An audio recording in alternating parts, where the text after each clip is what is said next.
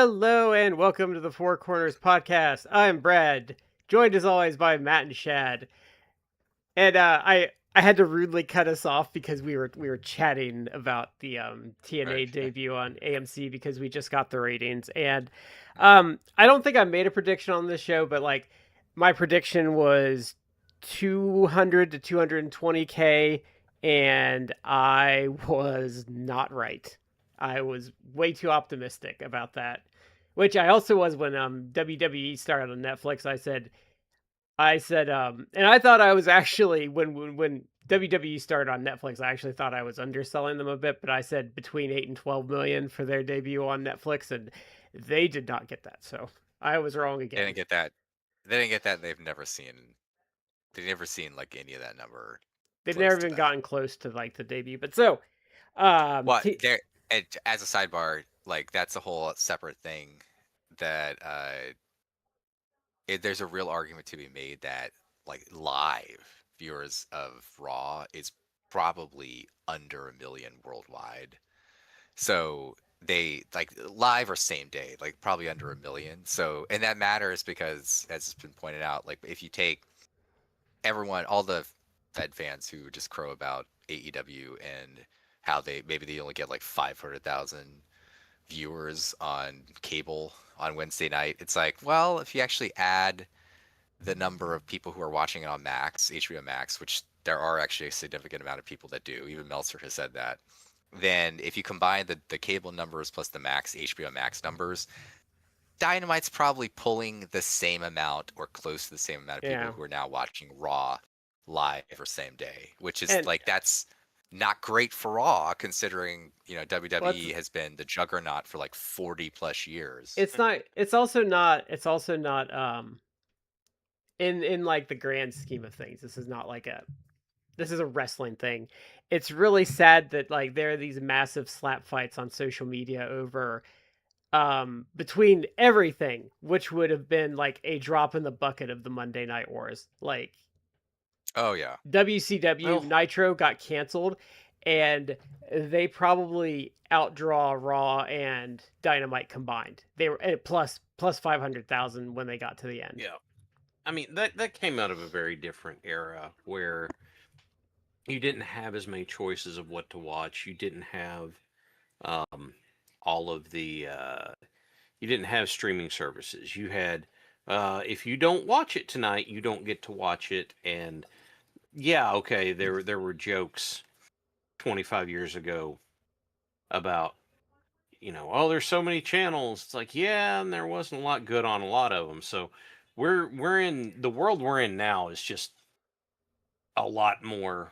How dare you badmouth that Mortal Kombat show that was on after Nitro? I have that on DVD. I have that on DVD. I bought it bootleg on DVD. What was it called? Because they had like Kombat Conquest, I think. Yeah, because they had like the blood runs cold, like people were on it at various times. Oh wow! Really? Okay. Yeah, I know Wrath was. I don't remember. I'm sure it happened, but they got sued by the Mortal Kombat folks originally on the blood runs cold thing. Really? Interesting. Because they were like, this is too close to. Glacier was originally too close to Sub-Zero, and they're like, you can't do that. And they're like, well, is that why they got the stuff? Is that why they got the helmet away from him in that angle? Yeah. Interesting. But yeah. So TNA debuted on AMC. They got 173K, I think, is what they're saying right now. That could change, and we have to give the caveat that Nielsen did that scummy change over the summer that they think took like 100,000 off of wrestling ratings across the board. That's not like that isn't across the board, which pisses me off when people like use that solely against one company. But so they debuted. Could one of you look on Cage Match to see what the rating is? Oh, it is abysmal. It was 1.64 the last time I looked, but they always. I think it's less than that now. Because I thought some Fed fans would try and bot it up. But so it did not go over well. So it was a 2-hour show, 3 matches, and I think 2 of them were like 8 minutes long. The Knockouts title match, they came out there was a commercial break, and they came back from commercial to them celebrating the winners celebrating with the titles. Like, That the was main the knockouts tag, right? yeah, the main event had a botched ending. If you look at that, so the main event didn't just have a botched ending, dude. The main event was, oh my god, it was such a train wreck because the whole point, like after the main event, was going to be, okay, so we're gonna the biggest name that we've got that we brought from somewhere else, Nick Nemeth, formerly known as Dolph Ziggler, he's gonna be out there, and they're on a TV network now. They have no overrun, and they did an overrun, and that whole angle after the main event got Yeah. cut off. and they had What the an underwhelming ending.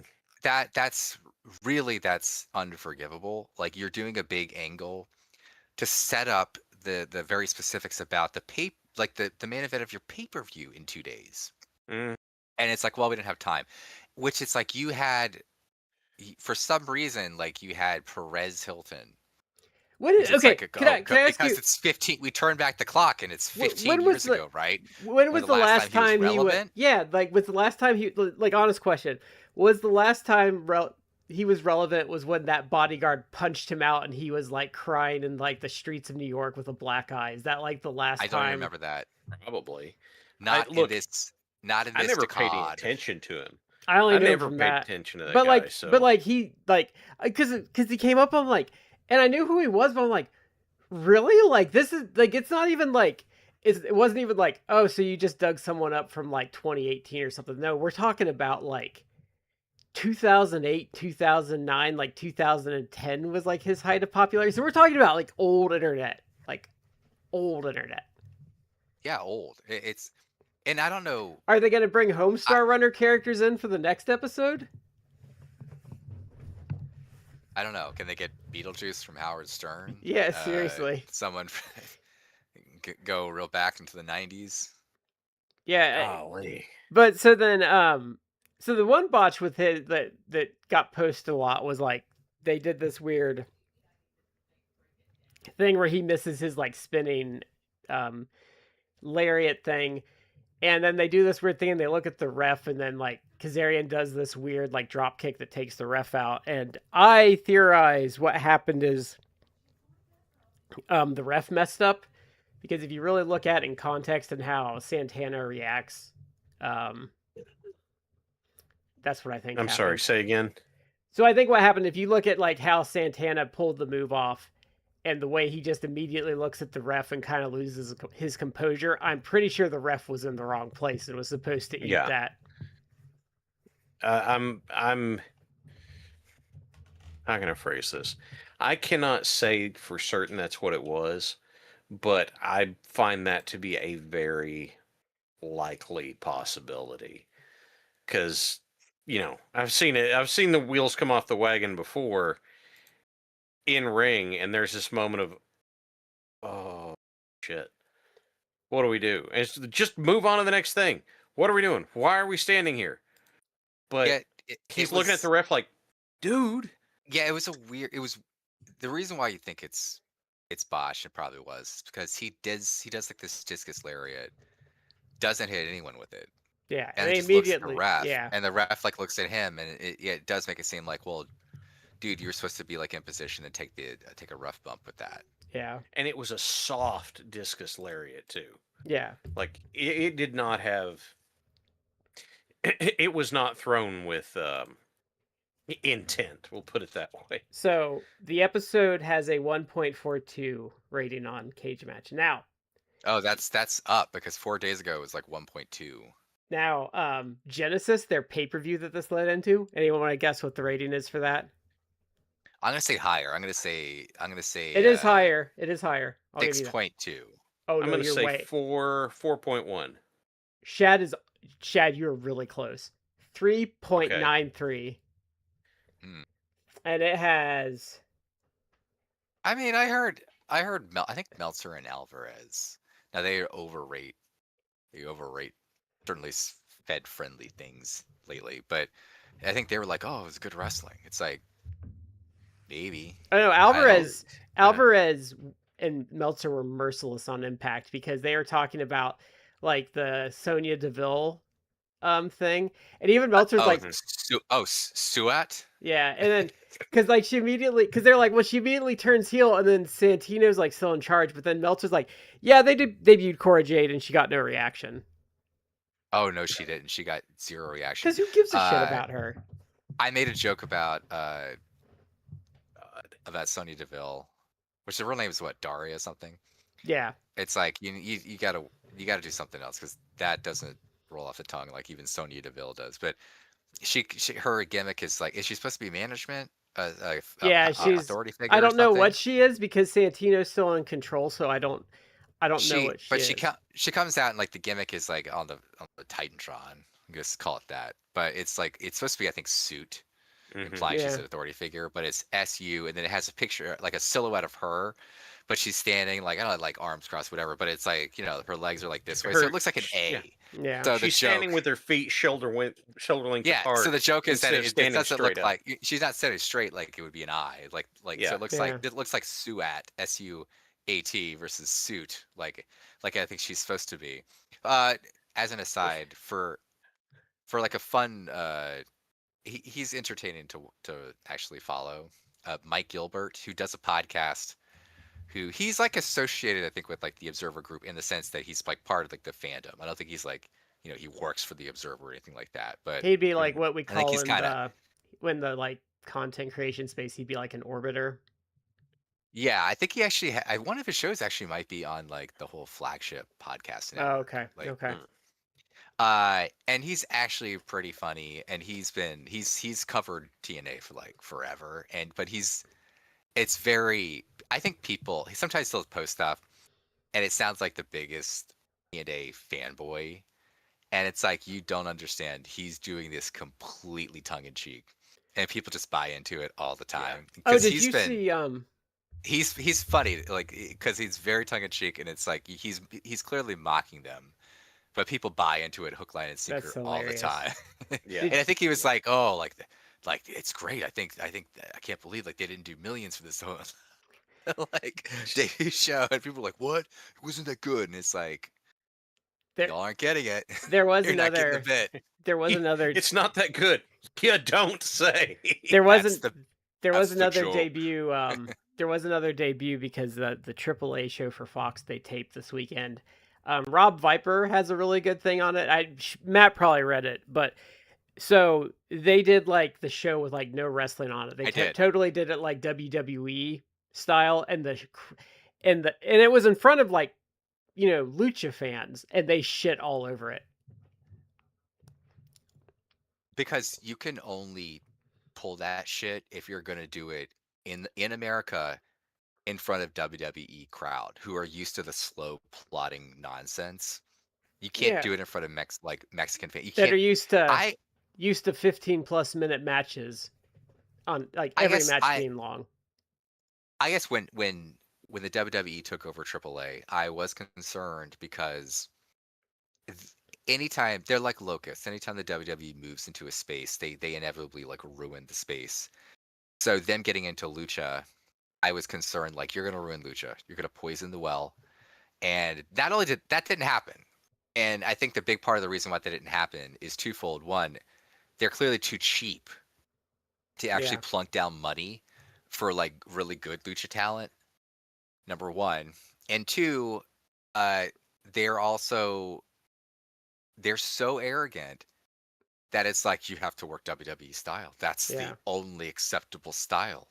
Everything else was, up until a few years ago, they were just wrestling behind chicken wire in a bar. It was just, people. And it's like, I also think though they picked like the one fight that they, so I don't want to say it's impossible to win, but they picked like the one fight I don't think they were ready for in the wrestling world, which was CMLL. That's super entrenched. They're run by boxing promoters. They run all their arenas. I mean, they own all their arenas. Wrestling is a side project. Like, also, just in general, not understanding the market of like the lucha talent that are very temperamental and like much more than other places, they'll all just be like, fuck you and leave and go back to CMLL. So like they might have had CMLL on the ropes for a couple of years if like things went well and they plunked the money down. But in 5 years, most of that talent would be back in CMLL because they got pissed off and CMLL would be kicking their ass. Well, that kind of goes a little bit to what I said before, like being too cheap. It's like there are a lot of luchadors, and again, I'm by far nowhere near an expert on luchadors, but the more you actually hear about and read about and listen about actual luchadors, it's like they're different some of breed. they're different breed, and some of them like are incredible prima donnas and very prickly people. And it's like, look, just take AEW. Like Roosh is a incredible talent. Like there's a reason why Roosh has never been like consistently booked. It's because the guy is like probably a problem to deal with and very like, hot-headed and arrogant and all that stuff. I mean, so sometimes I think there's a it's probably reason like CMLL wouldn't let him into Arena Mexico. So like luchadors are a different breed, but at the same time, it's like look also from just a logical perspective. If I'm a luchador, and maybe I have a contract with CMLL or AAA, and it's like there's very loose contracts, but like I work those shows, maybe I got a deal working, and maybe like, oh, AAA, oh, we want you to work for us. It's like, okay, like what are you gonna pay me? Like, well, this small amount. It's like, oh, okay. Well, that might be okay amount of money, but I can still work like, 3 or 4 other lucha shows a weekend, right? Because I make good money with that. It's like, oh, no, exclusive contract. They'd be like, no. and Because why would I be like, oh, even if you pay me like 20,000 a weekend, like a week, if I could also be like, okay, well, I could get that, and then also like $10,000 doing these other bookings. It's like, why would I be like, I'm gonna cut my pay in a third? I have no evidence of this, but I would not put it past TKO to be paying their contracted lucha talent in pesos too. Maybe. Because that seems like the You may be scummy right, thing they would yeah. do. Because they would say they would save money doing that, so I could see them doing it. Yeah. But going back to TNA, like I just think it was dumb because what I would have done to start the show off, which would have been way better, is I would have done the AJ Styles thing like they did, but then you should have had Nick Namath out there wrestling at least a jobber right after that. Like why isn't he the first, like the first or second thing you see? Like it's so stupid. Yeah. Can I talk about that? The AJ Styles showed up, like cuts a promo. That's all he was going to ever do. Yeah. Like he's not. He's AJ Styles. He's above TNA at this point, and he is. Like he worked there for many years, but he's like, oh, he's now. He's doing this almost as a favor, or contractually obligated. But he goes, and they do like a backstage segment, I think, where he and Kazarian like interact, and like AJ like at one point like looks at the title, like, oh, like maybe I want that. Maybe I want to add one more world title before I hang out the boots. And certain people, really probably, I'm sure, Fed fans, like jizzing at the pants. Oh my God! Look! This is how you build. Look at this. You anticipate it. It's like, okay. And then here it is, like literally, not even a week later. You had Raw, and Gunther comes out there, and it's like, I challenge you to Royal Rumble, and if I win, you retire. And then it's announced like, oh yeah, AJ Styles' WWE contract is up in February. So it's like you literally went out there, and it's like, oh, big moment for TNA. They're teasing AJ Styles challenging for the TNA world title, and it's like, no, he's probably retired in like a matter of a month. Yeah. So that's not happening. So you're like doing that, and then since we're talking about it, they also did like the TNA Knockouts losing title. I guess was it the Iconics held the title? They're gone too. They're gone. They're like gone. So it's announced like they parted ways with the company like everyone else has. Yeah. But apparently they started the match, then went to a commercial break. They did like 2 minutes in the match, went to a commercial break, came back, and it's like, oh, you have the new champions. Like it happened during the commercial break. And Also, apparently like the match was actually like 10 minutes long. So it's like you had like 6 minutes of the main event of the match, in the It was like 6 8 and minutes a of half, I think. commercials. I think it was like 8.5. Yeah, That's and still, the like that's not Well, and even their main event acceptable. like was they reran the main event at the pay-per-view. and their commercial breaks also were longer than your average AEW WWE commercial break, like 5 minutes instead of 3.5, which doesn't sound like a lot, but that's That's hard to work around if you're like At least yeah. the at promotion least too. AEW does like the picture-in-picture stuff for Mhm. most of the commercial breaks. Well, but that's Yeah. hard to work around for them though, because I mean they failed a lot on formatting, but like you can't run matches around that really. No. And I just think it's dumb. Like Nick Namath should have been front and center because, especially if you had Fed fans turning in, like that's someone they're familiar with. That's their biggest star. He's going to give you an Yeah. energetic opener. Instead, like when you actually go to the ring, you're getting hit with the Hardys and Mustafa Ali, who like, and it's like, oh, hello, 2018. Yeah. Like I don't how can I phrase this? I don't have a particular issue with Mustafa Ali. Like the guy's got a job, good for him, that sort of stuff, but this was not someone who was going to be It's not someone you care about. he's not going to be a big draw unless you let him wrestle, you Yeah. know. And And like, and for all this, like, I mean, it's fake talk because even Conrad shit all over it, and he brought up all these other promotions doing better. But but like the bits I saw of it, I'm like, my opinion was this is closer to a dead promotion than number two. Like, I know they're like cockroaches and they survive, but I think even Matt said the same thing where it's like this is like almost the worst I've ever seen this company as far as like shape. yeah. In terms of the roster, it is. Like I don't know that there's ever been a time where it's been worse in my opinion. And I mean, they've had some bad times obviously when Russo was running the booking and all of that. And even the match we saw a while in the last like year, the Sting versus Hogan match that was really like one of Hogan's last like in-ring matches. Yeah. Like it was okay. Like I didn't think it was great. It was okay. But even then, it's like there was a lot of booking nonsense. But you had some bad talent on the roster, and that was neck deep in like the aces and eights stuff, I think. But it's like Yeah. even then, it's like you still actually had some good talent, like on your roster. Like they have like nobody now, like nobody. No. Like Kazarian is a good worker, but it's like he should not be in the world title picture. In 2026? Yeah. Like Well, who views Kazarian as a guy that should be in the world title picture? If this was like 20 years ago, Ring of Honor, sure. Yeah. Do you want me to? And Do you want me to read you I like the? Santana. I like Santana. Santana's actually a good worker. Yeah. Santana is a guy that, in all things considered, I would be like, yes, that's a guy maybe you should push the main event. He's different. It's like a breath of fresh air. It's a guy who was in, TNA in the past, but I mean, a guy who was in AEW.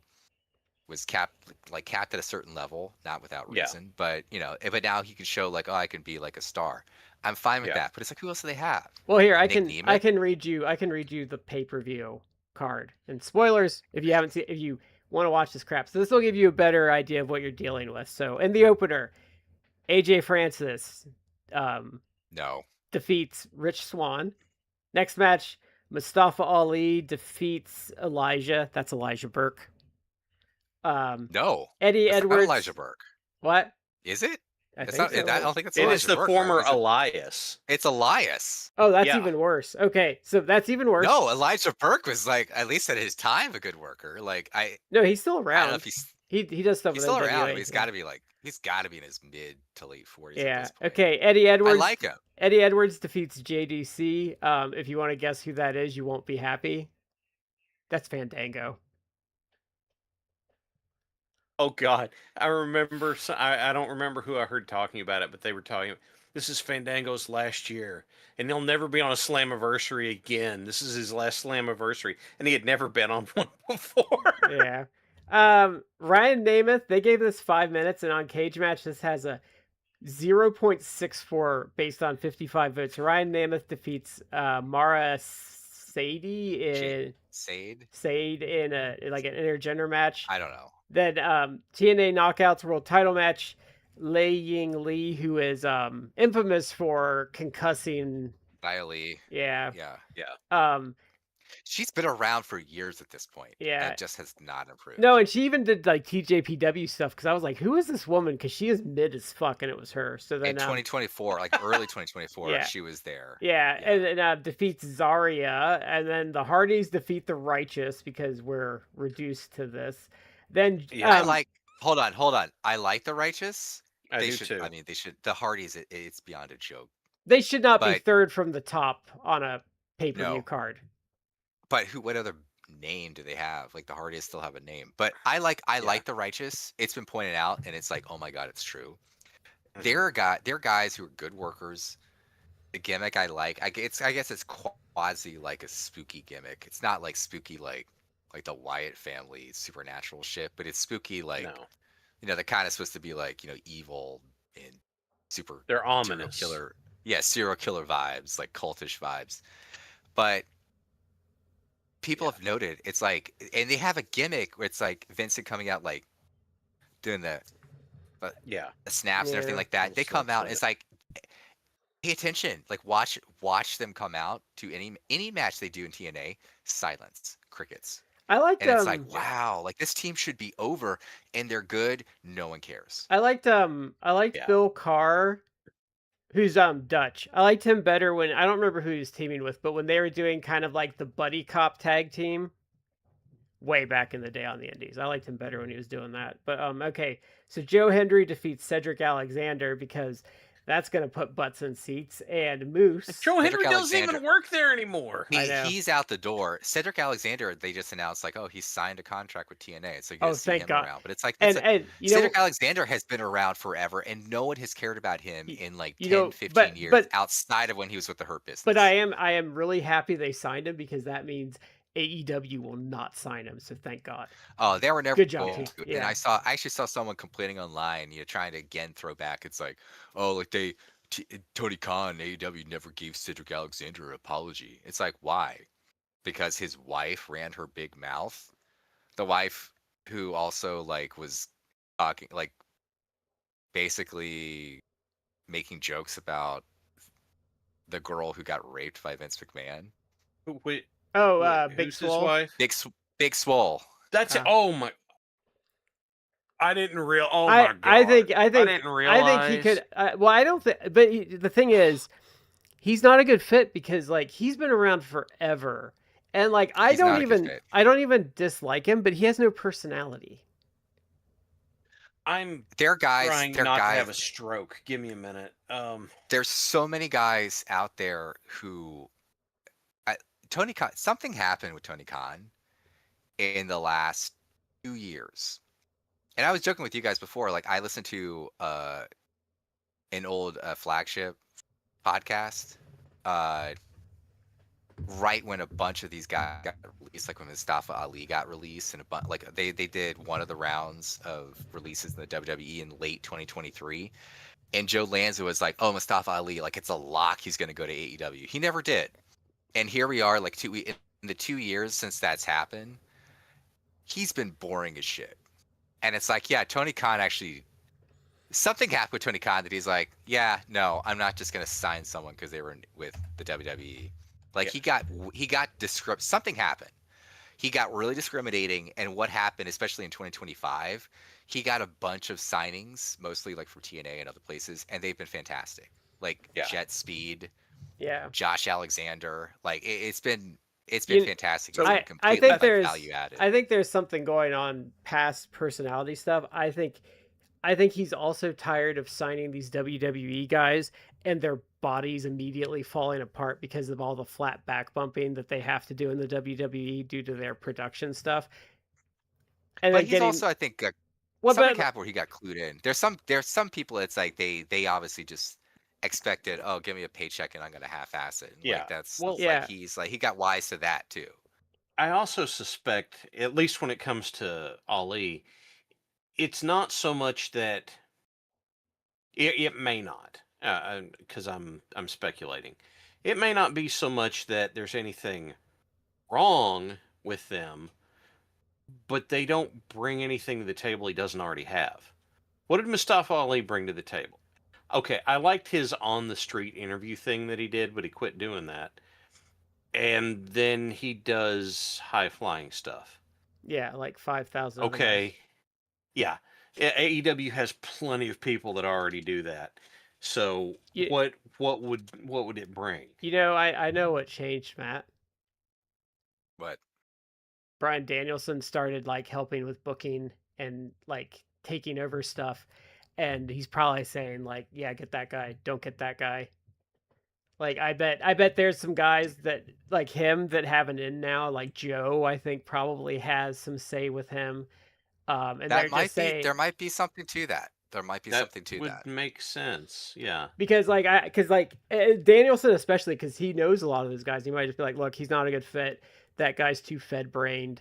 That guy right there, his knee is held together by bubble gum and fishing line. Like, don't take him. Like that would make sense to me that he has someone that knows telling him like, don't. Maybe it's not even necessarily like don't do that. Not even necessarily the reason, but being like, I wouldn't do that. And if it's people that TK respects, he'll listen to them.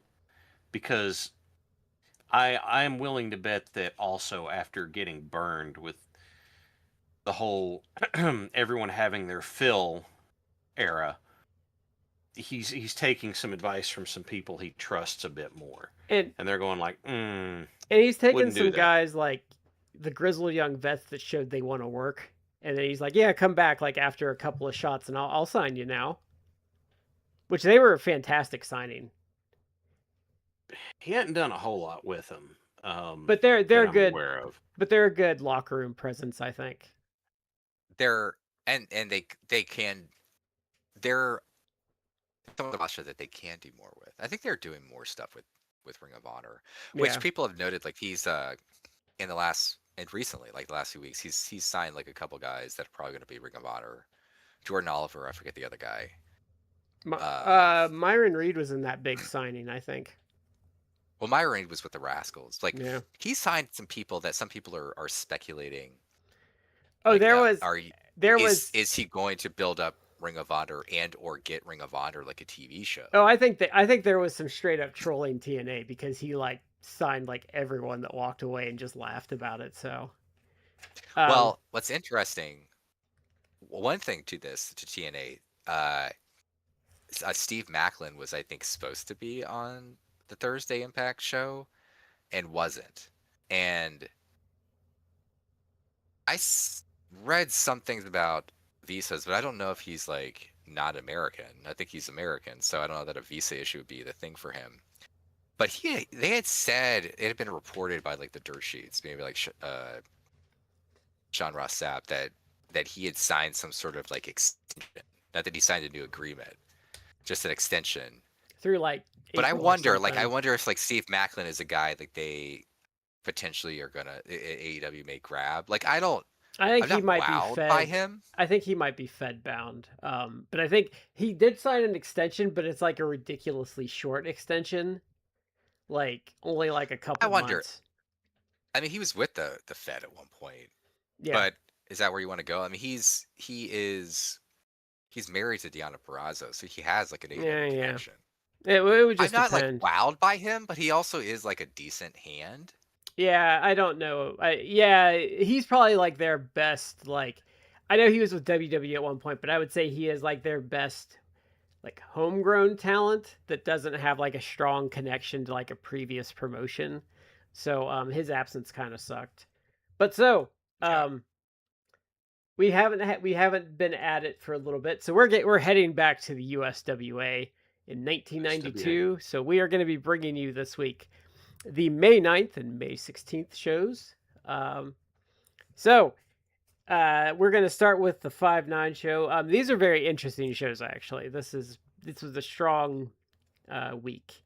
So we're going to start off here, and we get to, like, a recap of what happened to Eric Embry.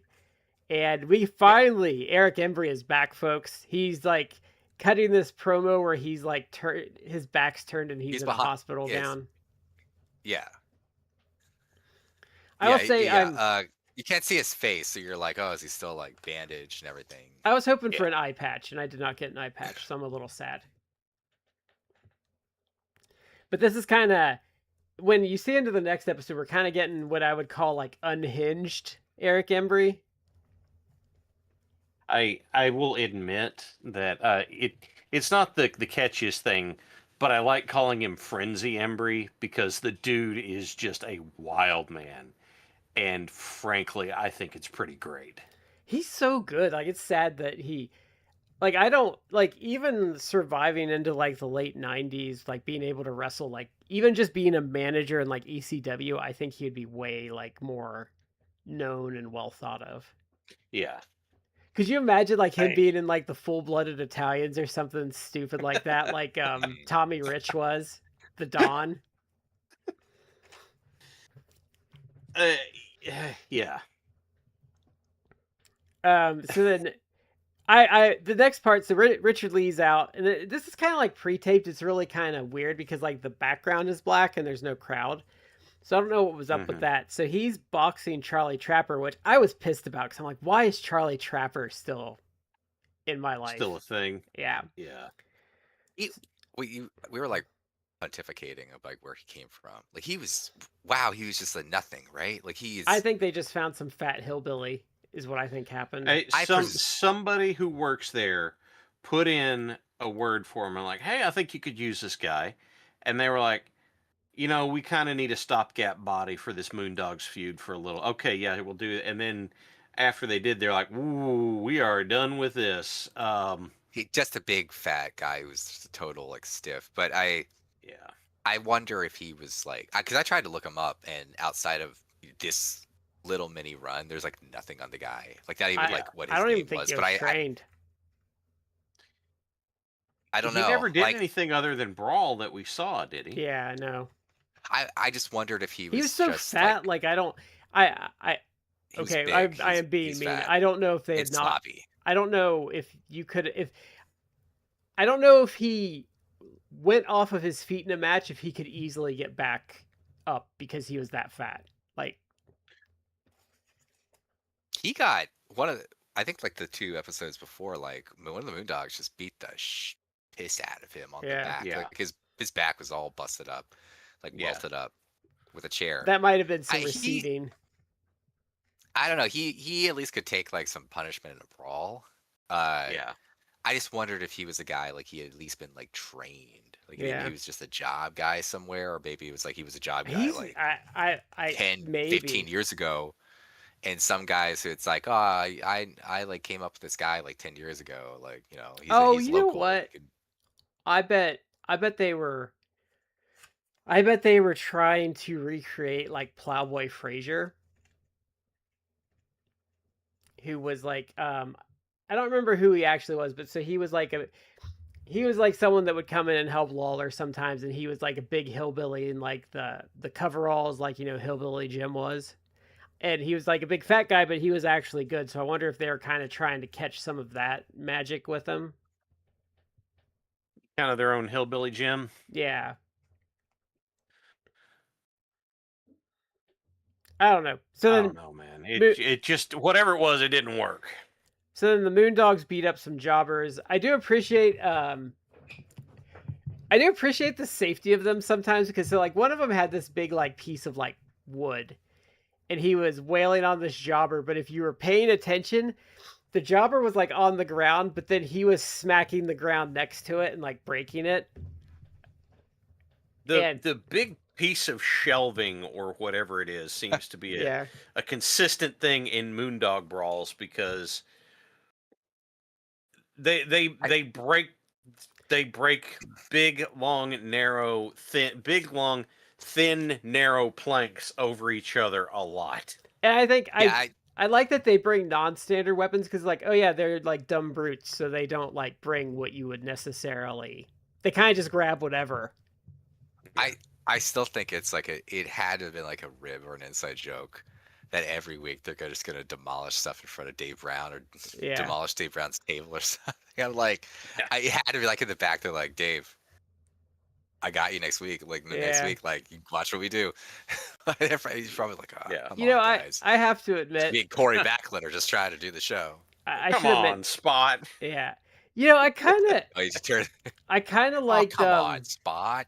I kind of like Dave Brown flying Jane's so good. solo without Corey Macklin. I thought he was much better solo, and the show was better with Dave Brown solo. Oh, Corey Backlund. Yeah. Oh, I'll tell you, them Moondog guys. It's like I don't have the affection for Corey Macklin that I developed for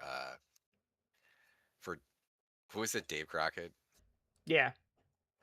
Like when I first heard him, I was like, who is this Mark? Like announcer, like he's terrible. But then his absolutely genuine affection and excitement And childhood. for all the things, yes, like childhood wonderment.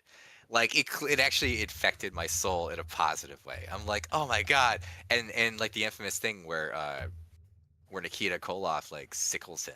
Yeah. It was like you you gasp, like You know what's hold your breath. awesome? Even Ric Flair got pissed off. Like he was ready to throw hands about that. It's like that's how you know David Crockett. So I don't have that affection for Corey Macklin, but I kind of like Corey Macklin in his own way. And it's sad, like he died really young too, because he was in like a car wreck or something. That's the thing that people need to appreciate. Like this is 1992. We're watching all this stuff. Corey Macklin is obviously one of the announcers and everything. I think age-wise in this, he was maybe like 22. Yeah. Like he's in his early 20s in this. 'Cause he died. He did die young. Like 42. He died.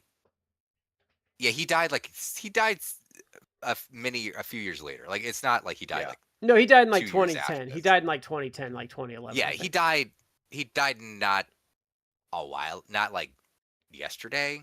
He died some time ago, but it was also like he wasn't like he died right after this. No, because he had like there was he was young. He was early 40s. Like, I think a car accident. Yeah, because there was there's like a mid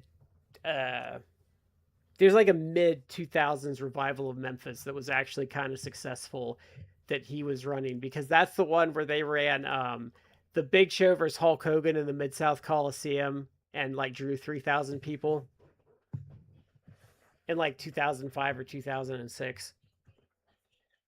And like Sid wrestled for him for a bit. Like he brought a lot of people back. Hilariously, do you remember Spellbinder from the WWE? The guy that kind of had like the crow looking makeup, and he was a magician. I thought that was like Phantasmo. That was his non WWE name in WWE. He was Spellbinder. Yeah, okay. but it was Phantasmo. He wrestled there. He takes off the mask and he's doing like the ribbon thing. I'm like, dude, that's not a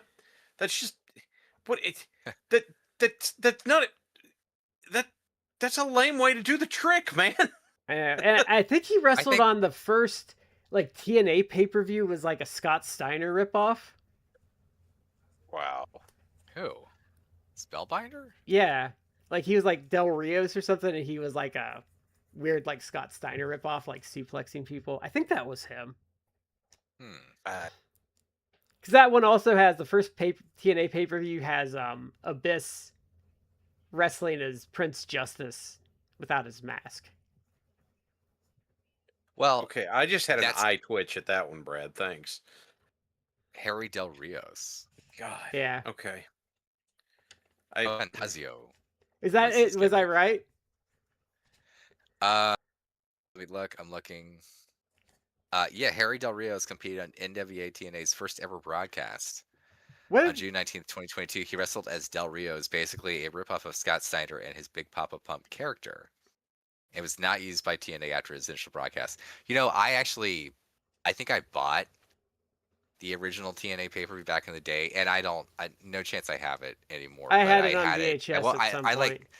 I taped it on VHS, and I don't remember the card for that, but I don't remember this guy. It was they did like a Royal Rumble style thing with the winner getting the world title, and then I think like the Flying Elvises were on there, Yeah. Was that the one where Toby Keith suplexed Jeff Jarrett? It might have been, because I think No, he no. might. No, he might have been in the Rumble thing. Tony Keith. I don't think Toby Keith was like the very first show. Okay. Right? Okay. Wait, I hold might on. be wrong. I have TNA up on my phone here. So let's go to results, and we're gonna go to the first show. And for remembering that Del Rios thing, I just had this moment of like, what have I done with my life that I remember that? Okay, so first show. I almost feel like we had to review this show, right? Goddamn. I feel we need to review this show. I would prefer not. Oh my god! I- Looking at the dark match results, Cheeks, the the greatest gimmick of all time. Okay, so they Cheeks. had the Flying Elvises. Am I drawing? Are you drawing a blank at Cheeks, Shad? Yeah. Either I'm drawing a blank or my brain is trying to protect me. Boy, it's the latter. Okay, so this is okay, first match. Flying Elvises of Jimmy Yang, Jorge Estrada, and Sonny Siaki defeat AJ Styles, Jerry Lynn, and Low-Key. Tio, the masturbating midget. He's the guy that he was jerking off in the trash can. Defeats Hollywood. The Johnsons, Richard Johnson and Rod Johnson with Mortimer Plumtree defeat James Storm and Psychosis. The Dups, Bo and Stand Up with Fluff Dup defeat Christian York and Joey Matthews. Okay, Gauntlet for the Gold, which the last two people were Ken Shamrock and Malice, aka The Wall. But here we go. So, also in this were Brian Christopher Bruce from the Rainbow Express, Buff Bagwell, Chris Harris, Del Rios. Hold on, was that Kiwi? It might have been. Let me look. Yes, that was Kiwi. Devon Storm, Grand Apollo, Jeff Jarrett, Bless you. Justice. Is Devon Storm, aka Crowbar? Yep. Or is that a different Yes. person? K No, Crush. that's the same guy. And Conan, Lash LaRue, Norman K Crush Smiley. was Ron Killings. Yep. Yeah. Rick Steiner, Yeah. Scott Hall, Slash, who is Wolfie D, Steve Carino, and the Vampire Warrior. That's got to be Gangrel, right? That's Yeah. Gangrel, yeah. Yeah, that's his Because he couldn't keep calling himself Gangrel because he did not have the White Wolf. yeah, he didn't have the White Wolf license. Well, I think he So I think he does it now because the owners of it are less litigious than White Wolf, who he might have a handshake deal with him or something. Here's the thing with White all Wolf, of that, who famously was like, "Hey, if you have your friends over and play our game and order a pizza together, you owe us a couple of bucks."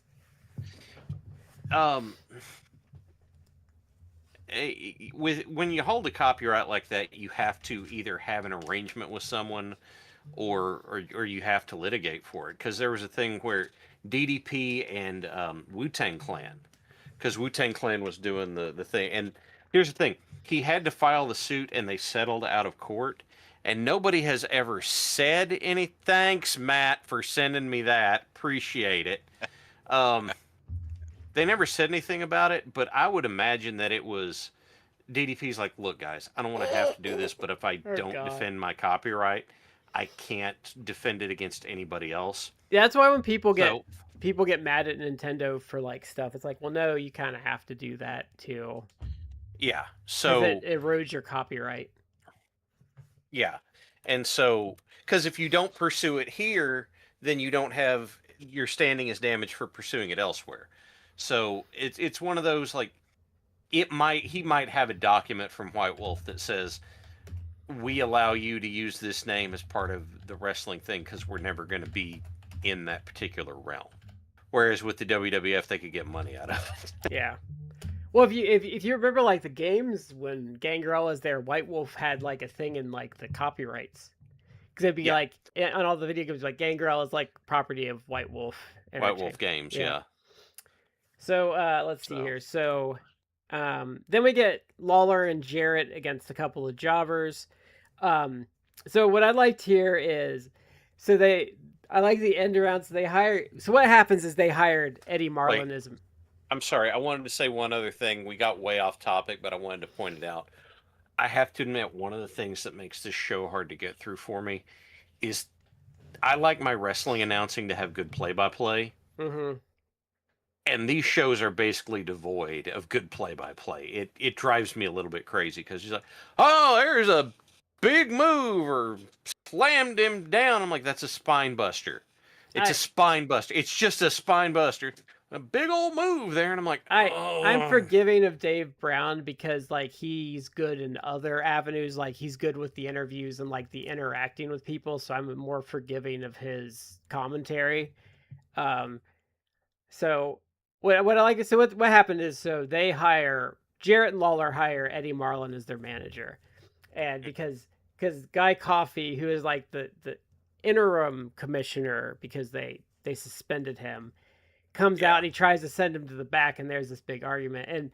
And what I love about Guy Coffey, so they picked this guy has to be like 5'2", so they picked this short little guy and they put him in a suit that is a size too big. Big, like glasses that are too big for his face. Like everything that you could do to come up with the idea that this guy is basically an empty suit. Yeah. And also, like the softest voice, even when he's trying to project authority. His voice reminds me of someone like a joke, like character from another thing. He's almost like he's almost like the guy from Family Guy that I was very injured. Oh my! the Jerky Boy guy, like Saul Rosenberg. No, the one that the guy that's like him on Family Guy. Mort. Yeah, Mort he's Goldman. like Mort. Yeah, he's kind of like Mort. Oh, it was very hurtful. And then my glasses fell off in my shoe. That's the Jerky Boy. That's who. Jeez. I'm always a little like hesitant on that voice, hearing it, because I'm like, okay, like in South Park, Kyle's cousin doing that is funny because it's so over the top. But I'm also like, man, you gotta be real careful because and I'm tangenting. I'm sorry, but this is my prerogative to tangent now.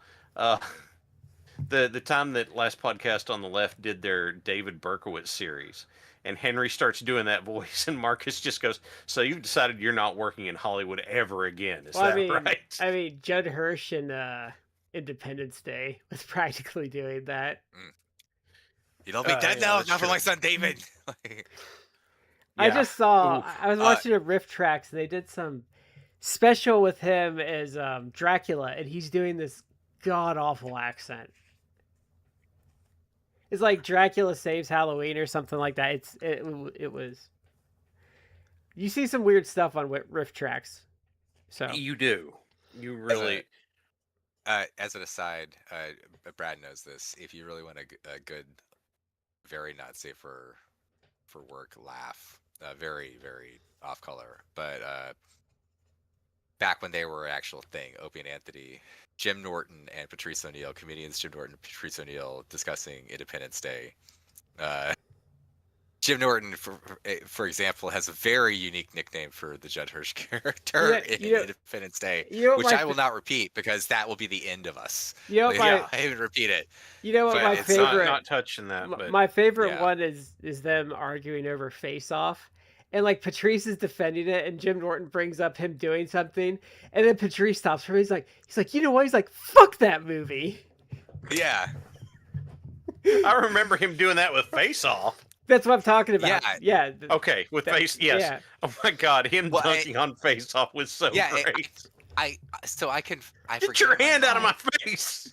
I forget in my mind if the discussion of Independence Day happened after the discussion of Face Off, like in chronologically in time. I think it did, because Patrice was like, "Oh, I really liked Independence Day," and Jim Norton immediately jumps in and said, "You don't like it," and he just starts trashing it, and Patrice just starts like crying, laughing. He's like, "Oh no, I'm not doing this again.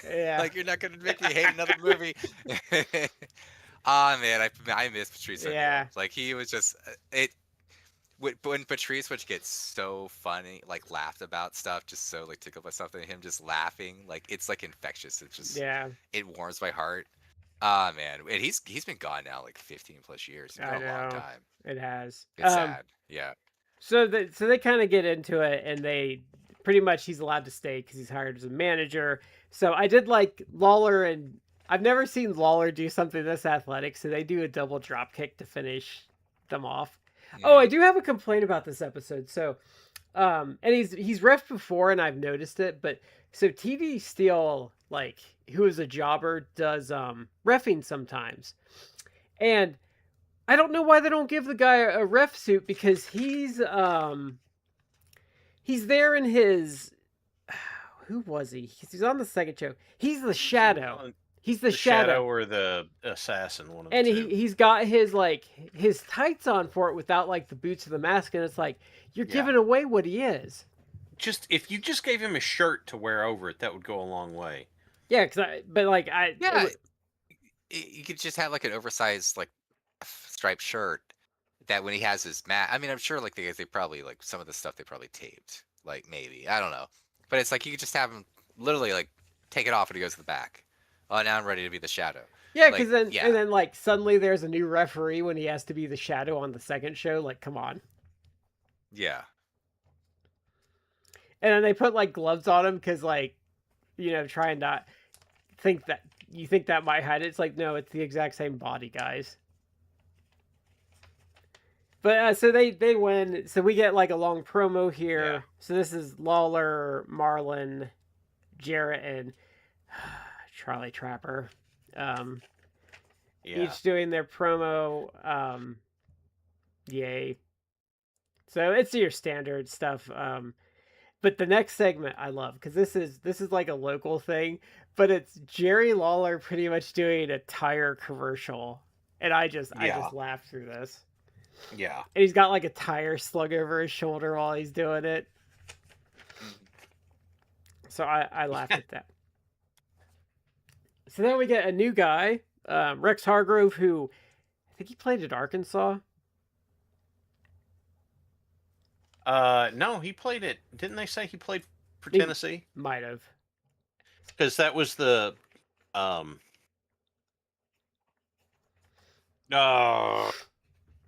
that was the crux of Brian Christopher's promo. Oh, okay. Was because then Rex did the return promo that was like, no, this is my home. This is what I had to laugh because Brian Christopher was such a little shit. Him laying on the ground like screaming. No. The way he was talking smack about Tennessee, because he's like, "Oh, Tennessee's so great, huh? Look at your schedule, Vanderbilt, ooh." Like running down the people who are on their schedule. He's like, I don't know, maybe if they played a real school like Alabama, and the crowd's getting pissed at him. And I'm like, I appreciate what you're doing here, man, because he's such a hateable heel. Yeah. Yes. And there's too many people that are afraid of doing that. There are too many people afraid of being a heel that folks just straight up hate. Yeah. Staring at MJF. Look, I'll tangent really quickly. I was also I'm guilty of being like I wasn't really feeling some of the Death Rider stuff in early 2025 with John Moxley and everything like that. But I remember like I read something that Keem on like social media on Twitter saying it's like people aren't like y'all aren't ready for real like for true heels. Y'all aren't ready for it. Like you say you are, but you aren't. And I think it's a little different where it's like I'm kind of tired of these people, and that's how I think there was fatigue with Death Riders stuff in early 2025. It got way better. But John Moxley was doing dastardly stuff, like literally choking, like killing Bryan Danielson with a bag, suffocating him to death. And it's like people are like, oh, I'm uncomfortable. It's like, yeah, again, y'all aren't necessarily ready for like the level of evil that some of these heels actually should be doing. And like it's tough now too, because like especially in like wrestling spaces, you have there's a portion of the audience that just wants to clutch their pearls about everything. So you're gonna run up against that with like true healing, which is gonna be an issue. Yeah. And like so Rex wrestles a jobber. He's okay. Like, he was obviously green, but I'm like, I've seen worse for a guy that's probably only had a couple matches. Yeah, and he has talent and potential, which is a lot further than a lot of people have been. How many people have we seen that were supposed to be some great thing, and as it, great look or something like that, or they were a notable name, and then it never went anywhere. Yeah. And it was just like, uh He but actually this looked guy, comfortable. he, like I said, well, okay, I want to pick my words because I want to be, like I said, he showed a lot of good potential.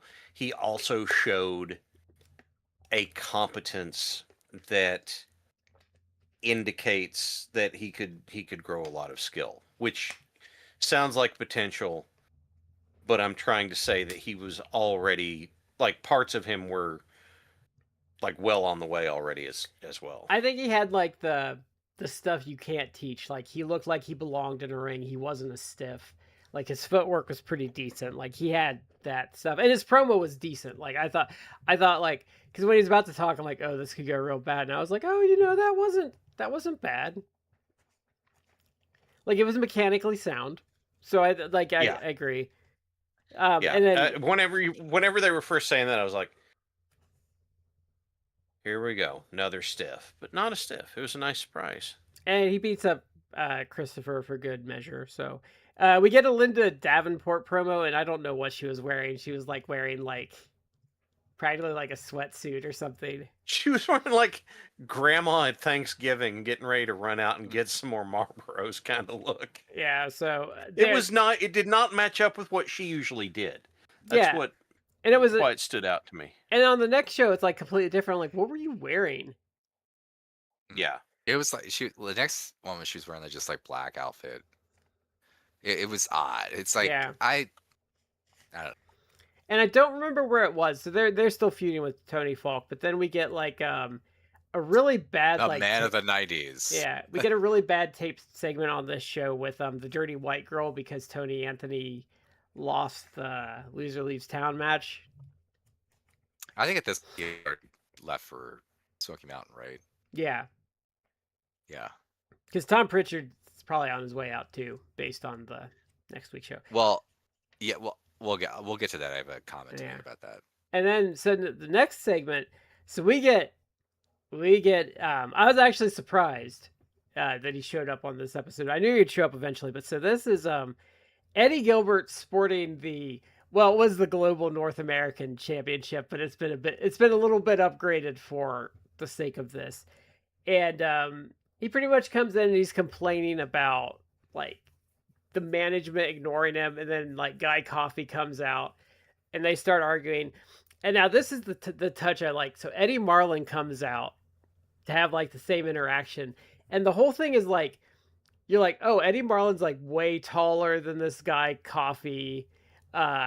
He's more forceful in the way he talks. Like you take him more seriously. I'm like, oh, I like the way they're like subtly they're undermining him and making you want Eddie back. So this whole thing is pretty much Eddie Marlin's just like, yeah, I want to wrestle here, and no one will pick up the phone. And then like security comes out, and he's doing this like, well, go ahead and handcuff me.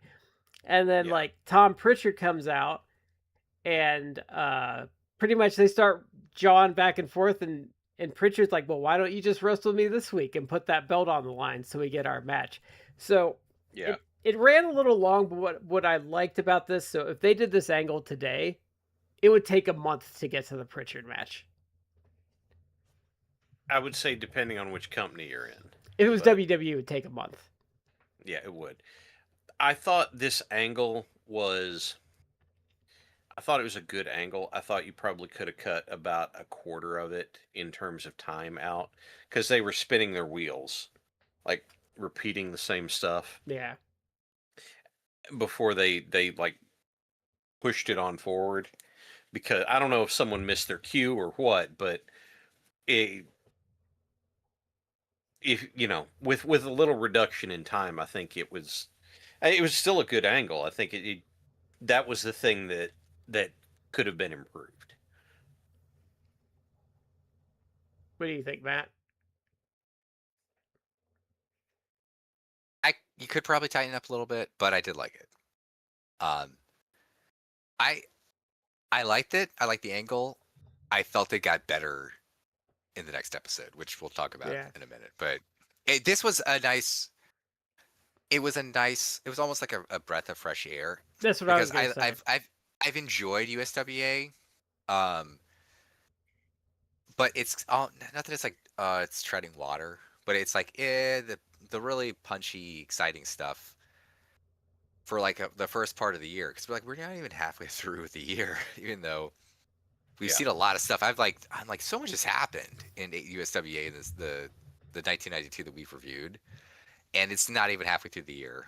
But It felt like to me, like really, it felt like we came in like in a rebuilding era because like I agree with you yeah, because like when Eddie showed up, I'm like, this is what this has been missing. Like he's exactly what I've been missing with these shows. Like he is yeah. that element that they've Well, needed. yeah, the really interesting stuff I think has largely been the Moondogs, but it's like now we're still like we're kind of still doing like Lawler Jarrett versus the Moondogs. And I'm not saying that that's bad, but it's also like I almost like I'm ready for something else. And Yeah. Eddie coming in, I'm like, oh man. And Eddie's good. Like Eddie, Yeah. we did a show about him. We did a show even like showing one of the matches he had with Lawler. He's one of the great like what ifs in wrestling to me Yeah. because he's a guy that like he had all the tools and he had all the talent and he should have been a bigger deal. And if he was in a different era, A better like headspace too. better headspace, but if it was a different era, like if Eddie Gilbert's time was like now, like a guy like Eddie Gilbert with the talent and the ability and everything in like AEW because they would actually appreciate that more than the WWE, or even places like New Japan or something. Like it would be amazing. So he was great. So him coming in, like, it's very positive to me. I'm like, it made immediately. Not that the episode was boring necessarily before, but when he came out, it's like you just perk up. It's like, well, that's Eddie Gilbert. Like, what's happening now? Yeah.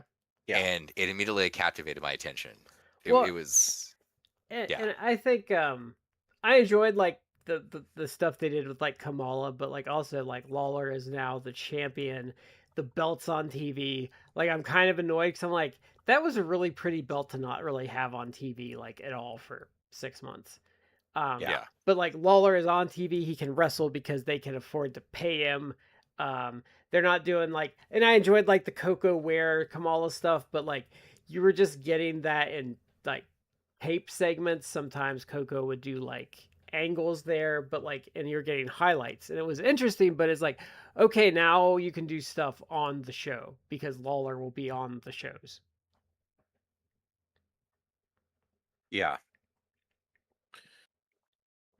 So then we get they showed up I think on the last episode. The Power Twins come out, which we first encountered them in the UWF because one of them was teaming with the Warlord as a replacement. Yes. So they do a promo and then they do a squash match. They're kind of doing this. You'll get more into it next week, but they're kind of doing this interesting like tweener thing. yeah.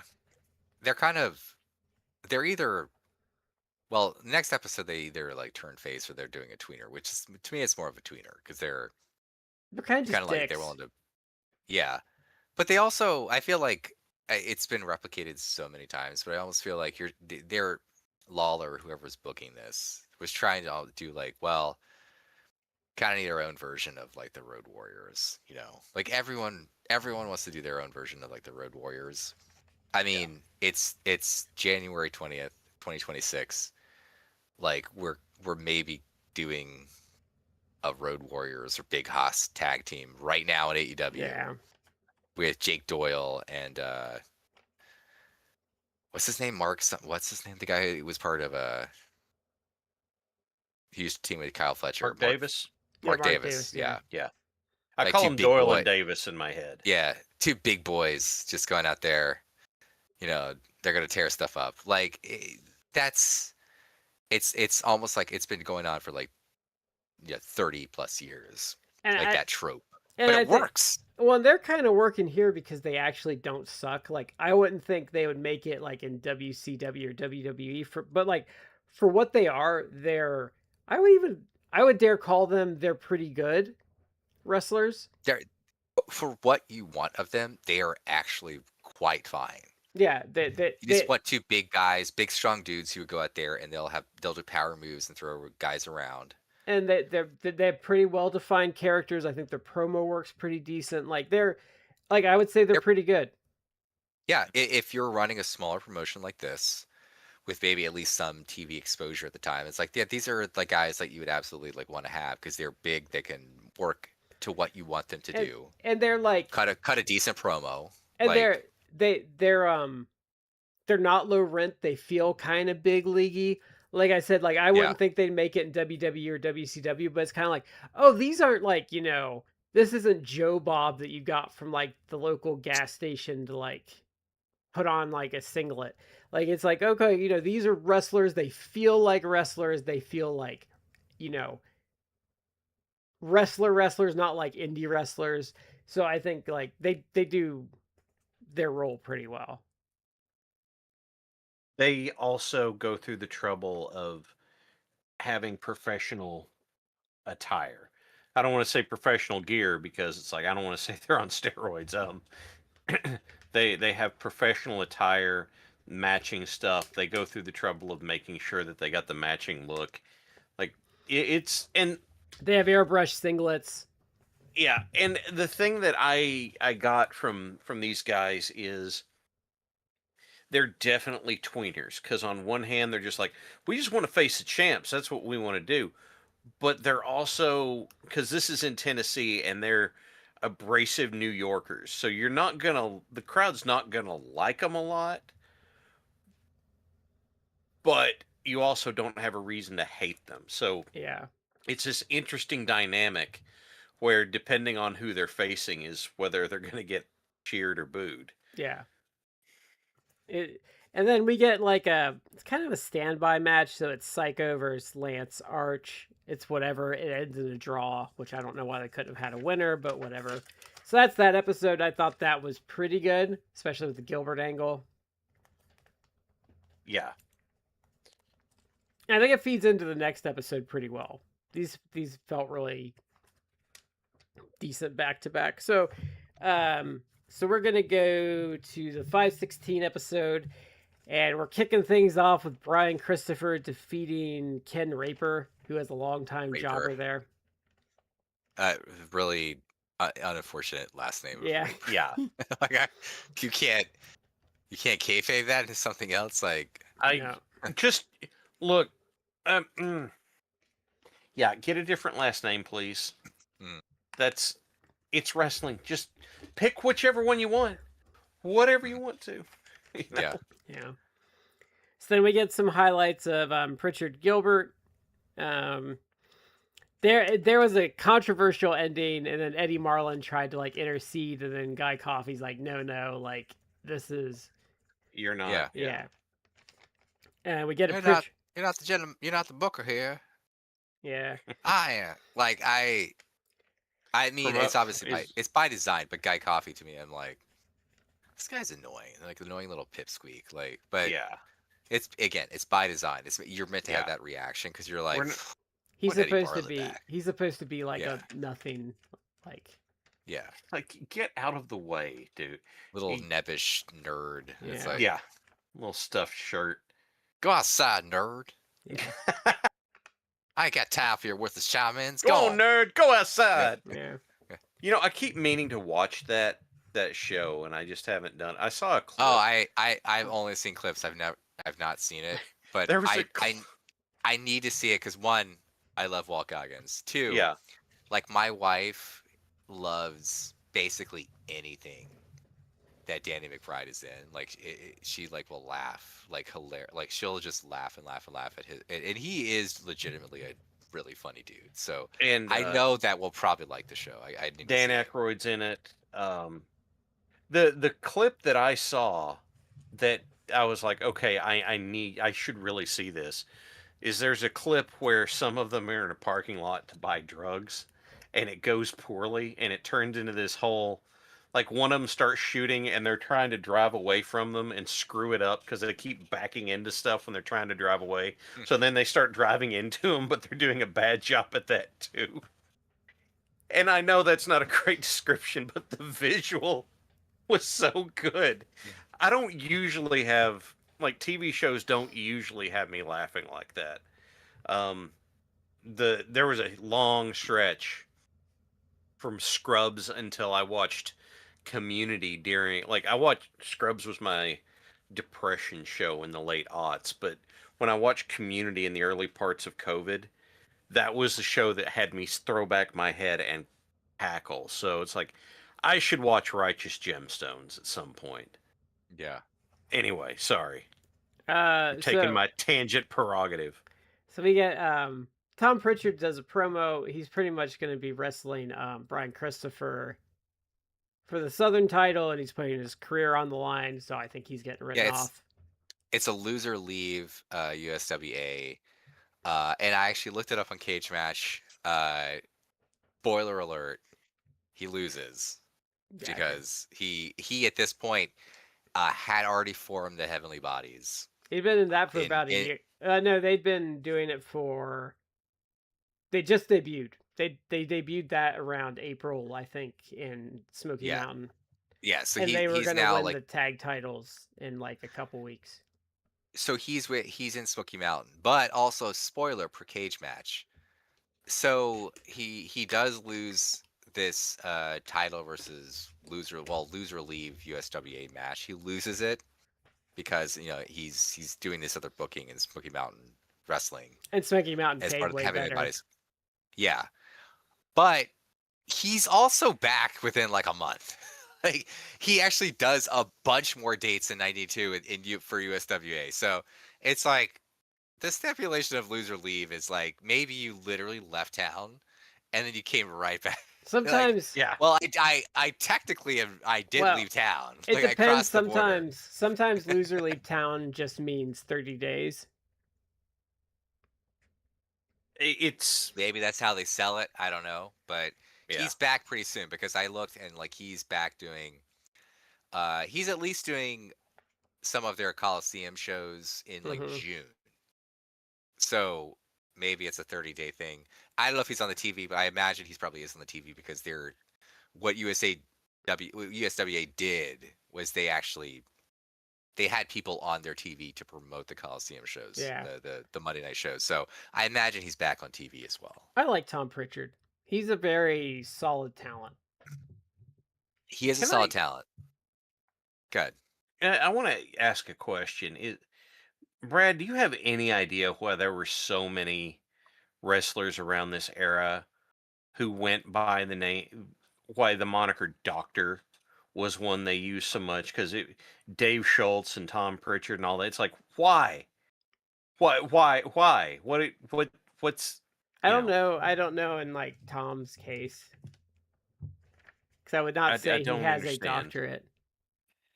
Yeah, that's what I was thinking. Is why is it? Yeah, I don't know. Where's this come from? Maybe because it I don't know. It adds like just a moniker. I don't know.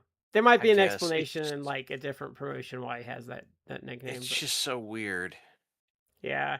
So we get it. Oh, go ahead. Yeah. I've heard about them and I'm like, why? What is it? And I've not been able to figure anything out. Like I get it when like the Destroyer and the AWA was like Dr. X and he was like a masked wrestler because you're kind of playing off of like sci-fi movies of like the 60s. So like I get those because you're just being like a mysterious like heel. Yeah, it's one of those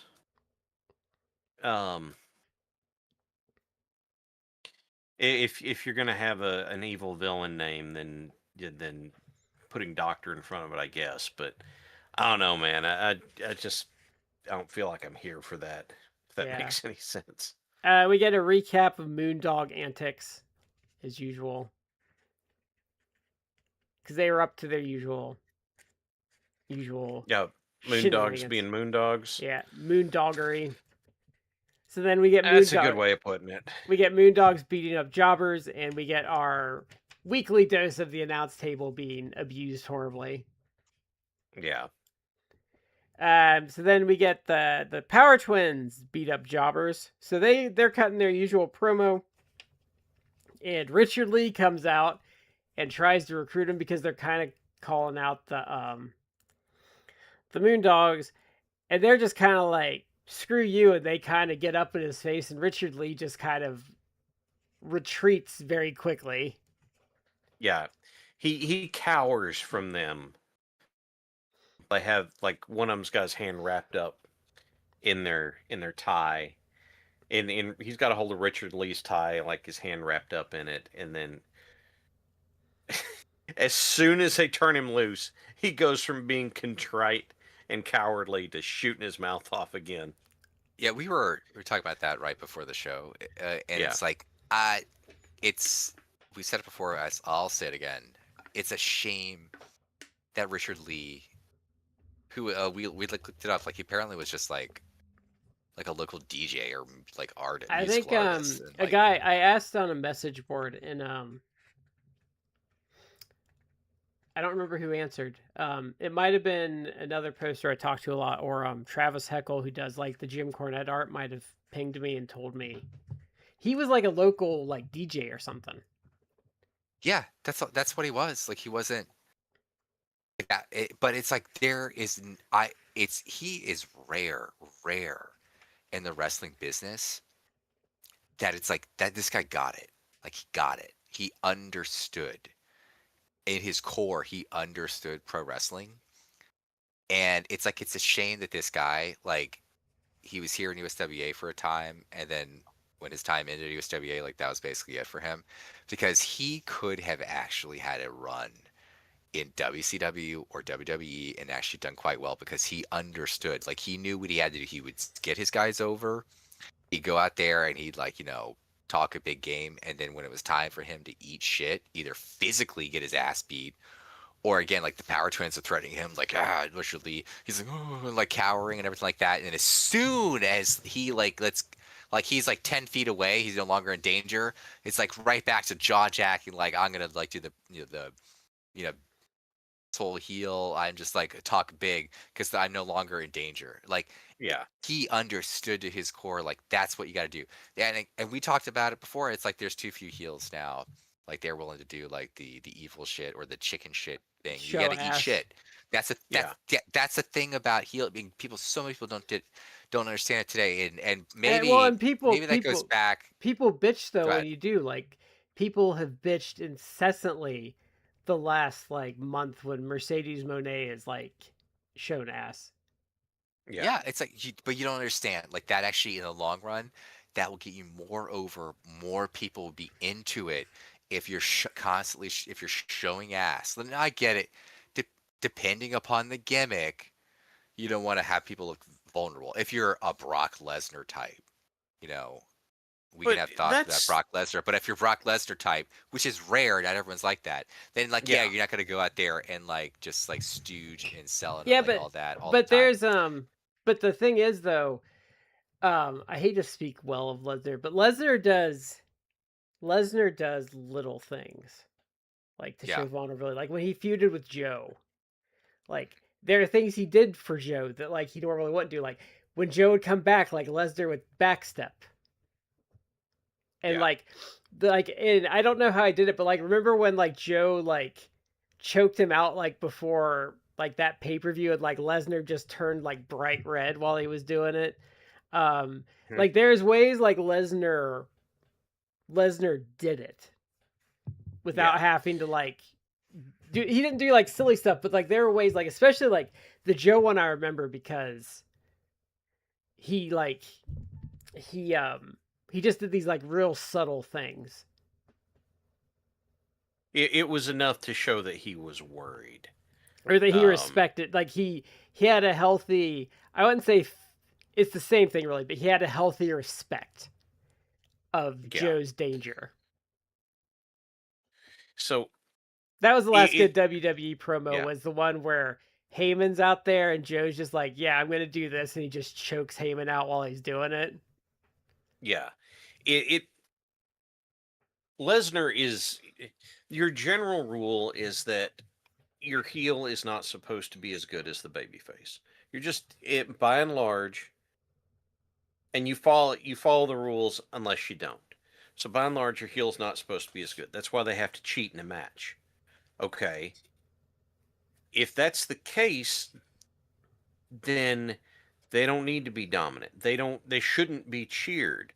That's the biggest aggravation I have about the NWO is that it made everybody want to be a cool heel.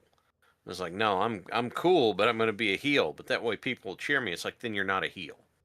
Don't give me that crap. You're a face. But I'm a cool heel. And it's like, yeah, you're also the problem But because you're trying to break down the dynamic here. it's so weird because like the NWO showed ass all the time. Mm-hmm. But everybody wanted to be them. Because Cool like heel. Everybody. because like they won a lot, but they always had to gang up on you. Like if you got them individually, like they usually like took their licks. Like Yeah. and you know who was excellent at showing ass is Scott Hall. Oh yeah. Dude, Scott Hall was so good. Scott Hall was so good at it. Terry Funk warned him. He goes, "You're so good at putting people over. Don't do it a lot because that's all you'll ever do." Like remember when Sting like came down at like Uncensored 97 and just destroyed everyone, like the way like Hall like just kind of like really like rarely approaches him and just gets obliterated. You know who Yeah. else was really God. good in the NWO for showing ass was Savage. Savage was really good at showing Yeah. ass. Like Yeah. I still love when DDP got him dressed as La Parka. Oh yeah, Savage that's it. would back up. Yeah. Yeah. What were you gonna say, Matt? I was gonna say like Scott Hall, for all his flaws, and he had many real life flaws, was a guy that actually, and if you heard like old episodes like that he did with Austin, like on Austin's podcast, he was a complete wrestling nerd and got wrestling in a very like fundamental way and had Yeah. really like good thoughts about wrestling and was incredibly like smart about it. It's just unfortunately like a lot of his personal demons, Yeah. not just substance abuse related, of which there was a lot, but also some of the guilt he felt over things that happened in his personal life Yeah. many years before. It's a shame too because we would have done Austin, like they'd be doing something. He's like, okay, Austin, like we got to talk about this. Like, who has your best 5 drop kicks in the business? Like that's the kind of like nerd. And they would have lists. Yeah.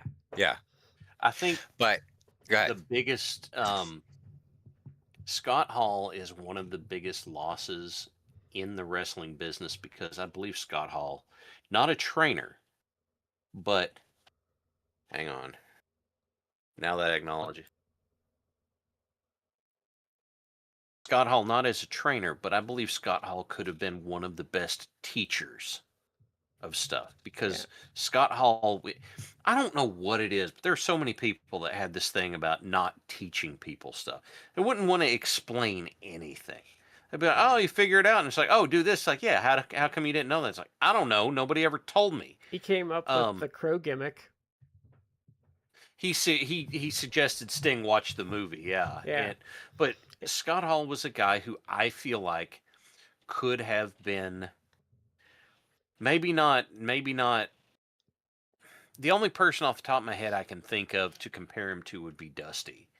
And it's not for the booking stuff, but for helping people to understand how to be successful in wrestling is when you go out there, these are the things you need to do. These are the things that are important that you follow through with. These are the things that matter. And to lose him like we did because it was COVID and lockdown and he was by himself and one of the standard things to remember for folks who are in addiction recovery is HALT. Hungry, angry, lonely, tired. Well, he was lonely a lot, and those are things that mindsets that lead to relapse. And there he was by himself so much that happens, and there it goes. And I don't think that he could move in with Paige because Jake was there at the time, and Jake was like really vulnerable, so they were being super careful about what they did, and it's just heartbreaking because I think Scott Hall could have made a huge difference for a lot of people. Well, you know what it's one thing I respect about him and Nash is, and they still talk about it, and they always took care of him, and they massively respected, like they always talk great about Ray doing the like thing where they like lawn darted him into the truck, because I guess Nash was like, do you really want me to do this? Are you gonna be okay? And they're like, Ray was like, yeah man, it's gonna be awesome, just do it. Yeah. Everybody loves Ray, man. That's just part of it. Well, I love the story because Stevie Richards is talking about when they came, they were worried about the Blue World Order thing. And they were like, Scott Hall was like, fucking was like, oh, Matt Nash is mad at you, man. Like, he's real mad. And then like Nash had to like go out there, and he's like, oh no, we thought it was funny. He's like, did you get paid for the merch? And he's like, no. And he's like, well, now I'm mad at you. Yeah. What I was gonna say about Scott Hall real quick, because they got me thinking, since he just retired, but there's an old comment that Hiroshi Tanahashi made, and he was vague about it, but he was like, yeah, like when I was younger, like a young boy, like I worked with like a kind of a famous American wrestler, and he like took me in the back, he took me aside, and it's like bro, like he basically said effective, like, you're amazing, you're gonna be like the future of this business, like you need to just keep at it, like you're doing fantastic. And it came out like years later. Tanahashi said like I took that and like it really like boosted my ego. Not like I got a swell head, but like, oh man, these are like big praise from someone who made it in the business. It's like I gotta live up to this. I gotta like push myself to be better. And Tanahashi is, he is one of the best ever. But certainly in the Japanese context, like he is one of the best. Sadly lost his superpowers in the past week. Yeah, he cut his hair. Yeah. But Tanahashi is like up there, and I've tried to think like, how would you equate him to like American wrestling? He'd be like so Okada would be above him. He would be like a Randy Savage, like a Terry Funk level guy. Maybe I've tried to be like, he's much better in ring, but in terms of like his popularity in Japan, and he's maybe like John Cena level. Yeah, he's probably better, but in American, like John Cena is probably like the most recent wrestler, like guy that like the broader pop culture knows. And John Cena now actually has like a hit show on like HBO Max and has been in movies and stuff like that. So people kind of know John Cena, like he's a name. Like that's probably like Tanahashi in Japan. Like he actually has a name. People know who he is. He's like a kind of a celebrity that has transcended wrestling a little bit. But I would say he's a better worker than John Cena. But I did think that was really cool. Like Tanahashi like said like, oh yeah, this famous American wrestler like really gave me this advice, and I really took it to heart, and it was great that he did this. Like I'm so appreciative he did this, and I'm gonna like I made it a point to be like, I had to live up to this. And it came out later that it's like it was Scott Hall who said that to him. Scott Hall recognized like, dude, you got a ton of talent. Stick with this. Like you're gonna be, you can go all the way. You can be like legendary, and it's true. Yeah. So, and I like that too, because again, for all the faults that Scott Hall had, and he had a lot of faults, and he didn't do everything right. Not just in terms of substance abuse, like he wasn't fair to guys, during his time all the time. But he did in his own way, like he had like a good heart with some people at least. Like he could give back to the business. So I felt like cut one of you off, like Brad maybe about talking about if you did, I don't remember. It's also that Scott Hall didn't have an ego about putting people over. Like Scott Hall had that match he had with Jericho on Nitro, where Jericho beat him. Apparently that wasn't supposed to happen, and Hall's just like, nah, let's do this. And it's just like, no, just, here, we'll do this, and then roll me up out of it, and you'll get a win out of it. Because it wasn't going to hurt Scott Hall. He's an Yeah. established heel at that point, and this plucky babyface stole one out from under him. I think Jericho doesn't even particularly like Scott Hall. I was like, yeah, that win helped me a lot. I don't know about that, but I know that he admitted that it made a big deal, or that You it know was what a I big deal for him. you know what I appreciated in since time has passed? Like there was always that story that Scott Hall, and it was like they told people this story got passed around before you got the bigger context, sorry. Scott Hall, like the infamous was like Scott Hall told somebody, it's like, oh, you got a great finisher, I can't wait to kick out of it. And it's like, wow, what an asshole thing for Scott Hall to say. And then it came out that the person he told that to was Bubba Ray Dudley because he didn't respect Bubba Ray at all. And I'm like, oh, okay, yeah, no, I like Scott Hall again. Like Scott Hall knew. Yeah. It's like, Yeah. fuck you. Like, you got to put your move on me. Can't wait to kick out of it. Yeah, douche. That is Like, hilarious. yeah. You know, I know I'd heard it, but I thought it was a joke. Maybe But, maybe the context is just being like pulling a rib, but it's like I like to think Yeah. it's because he understood Bubba Ray Dudley is an I still love so- I still love Big E just destroying him on the apron because they were taking liberties. Yeah. I honestly don't know. I don't think I've heard anyone in the wrestling business outside of maybe Devon, who was like his longtime partner, have anything nice to say about Bubba Ray Dudley. Like I don't think I know Yeah. anyone. It's like pretty much everybody says that he's a dick. Yeah, so Yeah. it depends greatly on if they appreciated him like being a dick. Because it's funny, like most people like Devon. Except New Jack talking Yeah. about a certain story with Chastity, but yeah. So oh, and Savage kind of did something similar with DDP that year because when they were doing the uncensored match, I think they'd asked Savage what he wanted to do for the finish, and I don't think like if he was going to win or lose, he's like, well, like I think I'm going to take the diamond cutter tonight. Yeah. There's Savage was Savage deciding to put Paige over in the feud was a huge catalyst for Paige, and then they did. I don't remember where it was, but they did the reversal out of the body slam attempt. Yeah. And Savage was like, "Yeah, we got our finish for uncensored. Yeah, we're gonna do that or something." I can't remember which show it was, but you said Savage was also good about backing up. Is Savage was kind of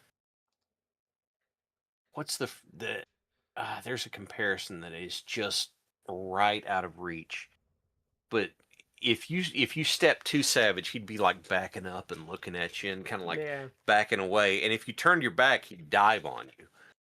Yeah. The So Hidden Gem is the DDP Savage match from Halloween Havoc 97. I don't remember the exact gimmick. I think it was like a Falls Count Anywhere match. Highly forgotten little gem of a match. So was then that the one where Paige took it? Paige lost because I think Okay. the NWO interfered. But remember they Las Vegas sudden death match. Okay. Yeah, that's a decent little match. That whole show's Okay. actually pretty decent other than the main event. But Oh, Age in a Cage. yeah. Yeah, Savage Paige was semi-main, so Because that has the Ray Eddie match on there. I think Yuji Nagata wrestled like he Ultimo. wrestled, yeah, and then like Jericho and Ghetto wrestled. Yep. Ray versus Eddie in that one match. Alex Wright versus Mongo. Jacqueline defeated Disco Inferno. Kurt Hennig versus Ric Flair. And I think the Kurt Flair match is pretty decent. And then Luger versus Scott Hall ends in a no contest where Larry Zbyszko is the special guest referee. And that's where he like chokes out Sean Waltman and sends him packing. Oh, was that Waltman's list? I think so. Because Okay. I think the last time he wrestled is when he replaced Hall to lose the tag titles, or replaced Nash. Replace Nash. Yeah. I think that's the last time he wrestled in WCW. So then we get this really great angle next. So this is the contract signing between Jerry Lawler and Eddie Gilbert. So they're doing like a title unification match. So Yeah, Lawler, wait, oh, hold on. Title unification, and they kept saying like global, that Eddie Gilbert is the global like heavyweight yeah. So what champion, and I'm happened is like, he had a dispute. He had a dispute with the GWF, so he left, they, and he was the I North American champion at the time. So they just called him the yeah, and Global. so yeah. I had to look it up because I'm like, they said global. It's like you can't mean like the GWF that we previously had reviewed, the Global Wrestling Federation, but it is. Yeah. And I looked it up, and it's like at the time Eddie was the North American champion, and that was when I probably one of their many. Well, not I say many, like they only had like a couple rounds of tapings, but like they had run out of money the first time Yeah. in Global, and so he wasn't getting paid. So he's like, "Screw you, I'm not gonna show up." But he still had like the belt, so he like shows up and to this, and it's like I'm the global championship, and they did a unification match now here with Jerry Lawler, but I was like, wait, it can't be like the actual like global, but it was global, Yeah. and he technically, I think, I mean, this is back in the day, like, but technically, like you legally weren't really supposed to be saying that you could do that. You don't have the copyright or anything for that. Well, But technically, it's like, what are you gonna do? well, Like, they had it's a not as if weird. Global had the money to sue you for this, Well, right? there was a really weird. Global and USWA had like a really weird history together because before the GWF, like Joe Pedicino tried to buy the USWA, and they'd even announced on TV they did, but that like scammer guy, because what people don't understand is what happened to Joe Pedicino is he fell for the Nigerian scam like a decade before that was like a thing. Yeah. Mhm. So there was a point where they were going to buy the USWA and they announced it on TV, but then the money didn't show up. So the USWA just kind of went on their merry way. So they do have like this weird intertwined history together. Mm-hmm. Because then, like, because what the GWF that comes out, like, Joe Pedicino had gotten money from someone else, but like a lot less money. Yeah. So that's kind of like what happened there. Olu Oliami, I think was the guy's name. But so we get a contract signing here. Lawler does this promo, and I really like this promo because he's like talking about other people's like, these other guys like imitated me like in my king gimmick, but it's like, Eddie, that's not you. Like, you actually want to be me. And then Eddie just like loses his mind because like Lawler got a little too honest with him, I think. But what I like though is what like Lawler cuts a whole promo about how like you always wanted to be me, like other people wanted to be me, like Harley Race decided he wanted to be a king, like and the funny thing is, if you actually know, like, and people didn't necessarily know it, like in the hindsight of 30 plus years later, like this was actually more of like a worked shoot than people realize. Like Eddie Gilbert did idolize Jerry Lawler. Eddie Gilbert did pattern like his work, and he did the king like gimmick his in career other around Jerry Lawler. he did the king gimmick in other areas. Yeah. But like we talked about that, I think, on the Eddie Gilbert episode, because Shad was talking about some stuff that like he didn't understand that Gilbert was doing, and I was like, oh well, he's aping Lawler, and then you were like, oh, that Yeah. makes so much sense why he does that. Yeah. So it was like this weird work shoot that if you knew, it's like, yeah, like Lawler Eddie was his Gilbert actually hero. did idolize Lawler. Yeah. Yeah. So it like you are hitting him in some ways below the belt because all of this is true. And you're right. Like Eddie Gilbert just flips out. Yeah. And he attacks Jerry Lawler. Like he's screaming like a madman, like, I'm gonna kill you. I'm gonna kill you. So there's to say about imitating Lawler. There is a reason why so many did, is because Lawler was so good at playing to the live crowd. I've heard more than just one person say it, but you could almost tell the expression on Jerry Lawler's face from looking at the back of his head from his body language. His body language would communicate so much to everybody in the building. And his movements were big enough and noticeable enough, but they stopped just short of being like full bore cartoony, unless he's doing a very over the top heel thing. Yeah, Bret Hart. But you know what's going on. Bret Hart talked about working with him once. He's like working Lawler was so easy because that guy could just get heat. Yeah. Because I think someone was talking about working with him. It's like, yeah, he was doing this hide the chain thing. He's like, there wasn't even a chain. And people get so pissed off at him. I've seen. Okay, when I was in college, some very well-meaning friends of mine for Christmas got me a video collection. The Undertaker, he buries them alive. And this is just a bunch of like dark match stuff. But one of them is with Lawler. And at the time, I was kind of annoyed because I'm like, what are we doing here? But when I got older and looked back at it, it was brilliant. Yeah, Lawler has this match with The Undertaker where he acts like he's pulling something out of his tights. And he's got his hand right here. And he's telling the crowd to shut up the whole time. There's nothing there, man. You can just look at the way his hand is. There's nothing there. But he's got the whole crowd flipping out. And Taker's just standing in the ring waiting for him for like 8 minutes. And that's the match. Because he gets in there, chokeslam, tombstone, done. That's funny. There's an Eddie Gilbert match from Global that's hilarious because like the ref keeps checking Eddie before the match and he keeps finding more weapons on him. And I might have ripped that off. That's such a great gimmick though. More people should do that. Mine wasn't he kept finding stuff. It was he found more and more and more and more to where at the end of it he's holding his hands like this and he's got like this pile of metal in his hands and he still missed one that I had to pull him back over there to check me again to get it. I'm like, dude, get over here. He goes, what? I already checked it. I'm like, dude, get over here and check me. And he goes to check the other guy again. I said, hey. And he goes, what? I said, me. And he comes over. I'm like, check me again. He goes, I already did. I said, I know what I said. And he does it. And then he found the chain. He goes, oh, that's what you meant. And I'm like, oh my God. Because the crowd's all screaming about the fact that I have it. And I'm like, how are you not... They're telling you I've got another chain. Because I'm showing them by moving it around so you'll find it when you check me.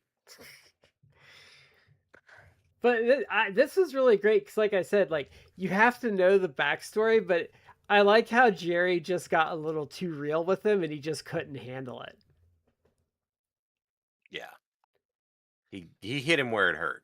Yeah, and you get like I also like that like they've feuded before and they really give you like you get the sense that they've had history. Like they don't go over it, but you go like, oh, these guys don't like each other and they've obviously had their issues over the years. Like I like the subtle things they did. But so then we get Kat Garrett defeats the Shadow. This is whatever. I think Kat Garrett's not bad.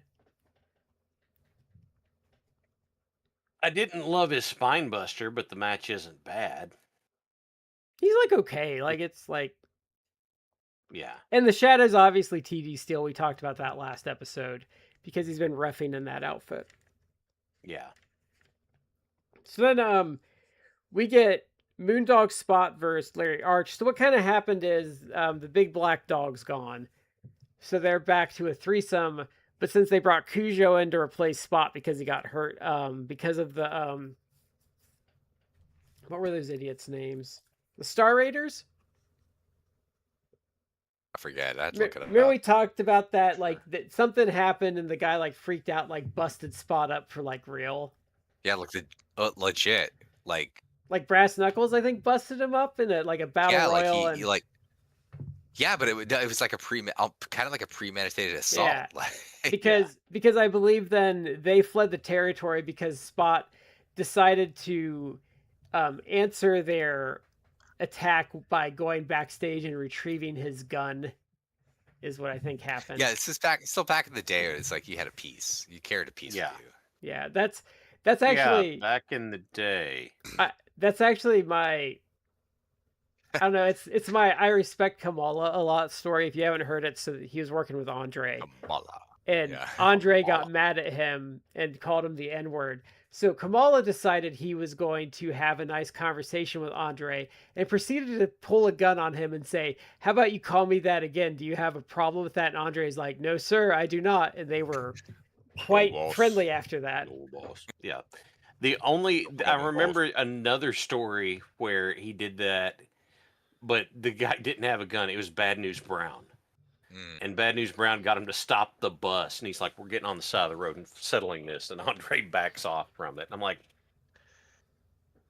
He Yeah, you Bad News. know, Bad News there's a Brown. lesson Bad in News. that. Bad News Brown. Bad News Allen was a legit shooter, like Yeah. judo. he like he talked champion. about he Like, talked about working with Dick Murdoch in all Japan, and they were working with these local guys that were really bad. And he said they were doing something, and Dick Murdoch's doing the "which way did they go? Which way did they go?" during the match, and he Yeah. said like, "I was laughing so hard I crawled under the ring because like," and then he's like pulling me out because, and he's like I couldn't take it. he did the curly, like whoop whoop whoop whoop, whoop like spinning Yeah. around on the floor, on the ground. Like, Oh Uh, gosh. So this pretty much just immediately turns into Eric Embry runs in, and everyone just starts brawling with everyone. We get the Lawler Jarrett Embry promo, and this is what we got. What did you call him? Frenzy Embry? Frenzy Embry, yeah, because he goes God, he was good at. God, he was good at this. Yes. And I'm like, maybe I'm like my eyes have deceived me, but I would like seeing him because he's like shirtless, whatever. He just has trunks on. But I'm like, and like the time he was off, did he like work out a little bit? Because he looked less sloppy. Like that was all the thing when he was. Well, Like he took a heel. shower, obviously. He's like kind of sloppy fat, and it's like you look a Yeah. little less sloppy. Like Well, you look like a little more. looked in shape, like- slightly. He looked like Shad might. I don't know if guys actually did this, but he looks like the kind of guy that like right before he's going to go on, he would go out back and kind of roll around in the dirt a bit. My theory, and I'd have to go back and compare, but I think that he had slightly different ring gear because I suspect his first set of ring gear was intentionally unflattering. It would accentuate his belly. He had the singlet with like the real low front swoop on it, so it made him look more dumpy. And what happens in this one is like, if I remember correctly, if he's wearing the singlet, the straps are down, and he's just going to town on him. And So it's not making him look. and he did his facial hair is better because he would do like a real kind of unkempt beard. Yeah, Yeah. but Because was, I would call him sleazy is what he was going for as a heel. Yeah. But he was really good in this. He was like all fired up. And he said something, it's like if you don't pay attention, there's little details that you may not catch. But he said this, and it really does. It's something as subtle as this. Again, we're talking about like there are people that like teach people who are coming up in the business who don't know. Like there's lots of little details that you can add to your character or in your promos that can actually get things over. And if you really are doing this, like he's transitioning from a heel to now a fiery babyface. Like there are things that he can say. He said something and it's like, I caught it. I'm like, oh, like if you don't know his background, and maybe you didn't back in the day, but maybe like he used to be in like world class and in Texas, like Texas. He's booking for like, a while there too, I believe. Yeah. So that's where he's coming from, and maybe contemporaneously you knew like, oh, I remember this guy from that. But he part of his promo when he's like doing his fiery promo against the Moondogs. He's like, when I got injured, you blinded me. It's like I got way more fan mail and people wishing me well, like hoping you'll get better and everything. From here, like Memphis, and I ever got in Texas. And it's like, that's such a little detail. Like, if you don't know the background, it'd be like, but it's like that right there, a little detail that's cemented. It's like, part of me turning a new leaf. Now I'm like a good guy, a face. It's like, the people here respect me. Like, they cared about me. Like, I got injured. I was a dirtbag, but I got injured by you, and I got letters and people being like, "Oh man, hope you're doing well." Like, "Oh man, those Moondogs." It's like, And did being I like, ever I got kind of like being like, in and it's yeah, kind of like, oh, I kind of liked people liking me. Maybe I should be like a better person. Because Yeah. yeah, what or I what I it's liked about prototypical like the MJF, like, well, I'm your scumbag now. Like, I'm gonna well, that's what he did. That's what the initial thing was, though, because yeah, like when what initially happened is they attacked him, like yeah, at like when they were out there, and then he got mad about it, and like Lawler and them didn't want to do anything. He's like, look, he's like, I'm still a piece of shit, but like I'll be your piece of shit because like we have yeah, the same goal. Yeah. yeah, But I like that approach, or even like when because Jim Cornette and the Midnights kind of did this in Crockett, like in '88, is they turned face, but they didn't really change anything. They were just like, oh, they're still assholes, but there are assholes now. yeah. I'll be an asshole to the bad guys. Yeah, Like, I'll just be a jerk to them. because I hate You've changed the target a little bit. because I hate like WWE's real bad about that, and other promotions can be bad about that. I hate when a guy like turns face and he's like kissing babies like the next week. Yeah. If you completely change what it is that got them over, then they won't be over anymore. Yeah. Like you can soften them over time, but like I don't or do it like when they lose like 50 IQ points overnight. Yeah. So then we get the main event, which is Lawler, Jarrett, and Embry against Man of the 90s, Psycho, and the Intern, which I don't think we've seen the Intern before, but I don't know why we're doing another Mask. guy in scrubs. He looks exactly like the Dr. Death guy that just not as good. Yeah. But I was like, why are we doing another guy in scrubs gimmick here? Part of I guess. Oh, where's Where's Nurse Cratchit? Lauren Davenport, whatever her name is. Where's oh no, she's gone. That's... Like, who knows? Somebody asked, they're like, "What? Where's she at?" Oh, don't worry about it. And it's like, because wasn't she Psycho's manager? Yes. Okay. Yep. So there's a lot of stalling in this, but the crowd's really hot, and it's kind of a tease to get you to want to go to the show. Yeah. Yeah. And it was fine. It wasn't anything special, but it was fine. It was entertaining. And that is the end of episode 2, which I liked episode 1 pretty good. I thought episode 2 was excellent. I liked how much in-ring action there was, and the angles were good, especially the contract signing. I thought the contract signing was to me, the wrestling on all of these USWA TV shows largely it's fine. We've had a couple of good matches. Yes, but there's a lot of job matches, so it's like you're not the job matches. Like you can appreciate them, but they're not. Yeah. They're not, your 5-star classics. This was an actual match with like name talent, largely, and it was pretty decent. It was, again. Are you gonna remember this? This is gonna be on your like best of '92 list? No, but it was entertaining for what it was. But to me, like the second episode, kind of blew away the first one in terms of the angles. I thought the angles were like really good, and the promo was really good. Like I really, really, really liked the Eddie Gilbert, Jerry Lawler contract signing, and I liked the frenzy, Ethan Embry, and all that stuff. Like, and I like the Power Twins, Richard Lee interaction, because again, like if you're gonna do your own, 1992.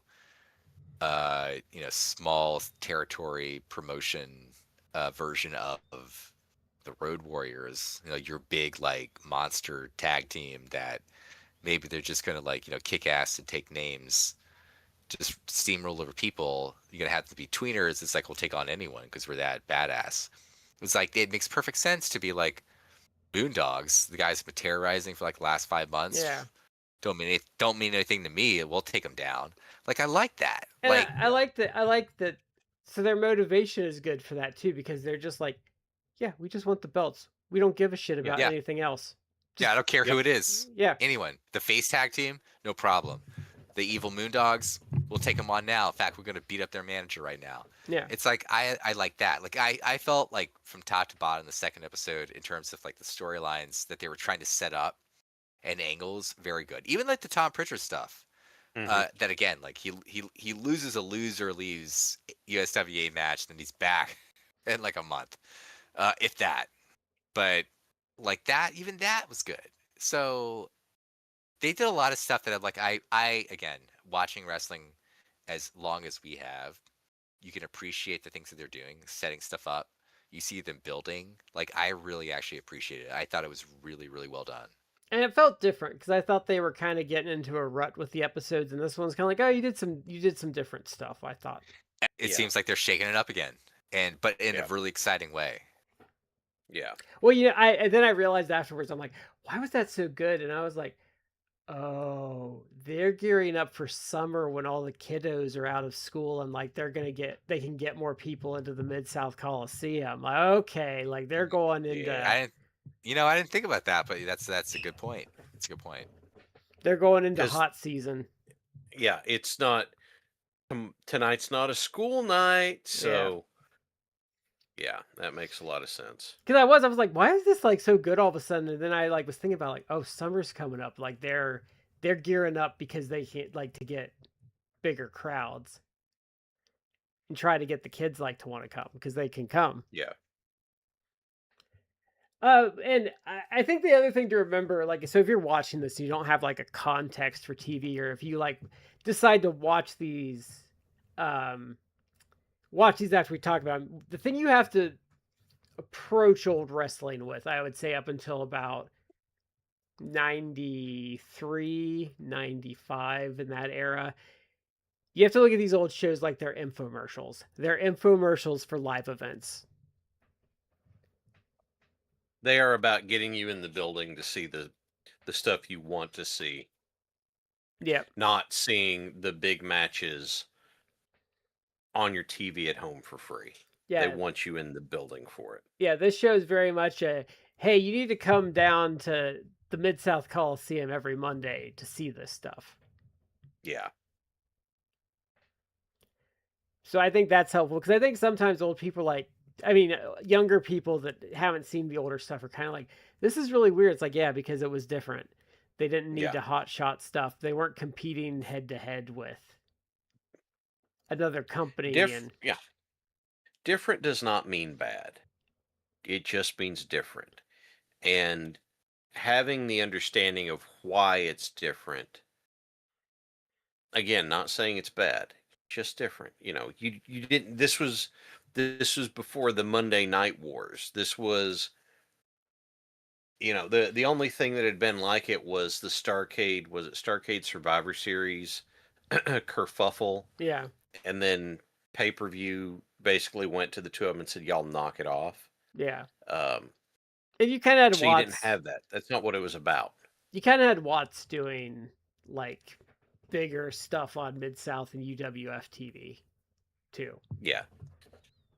So it was about getting you to keep watching, but then also getting you to come to the shows. Yeah.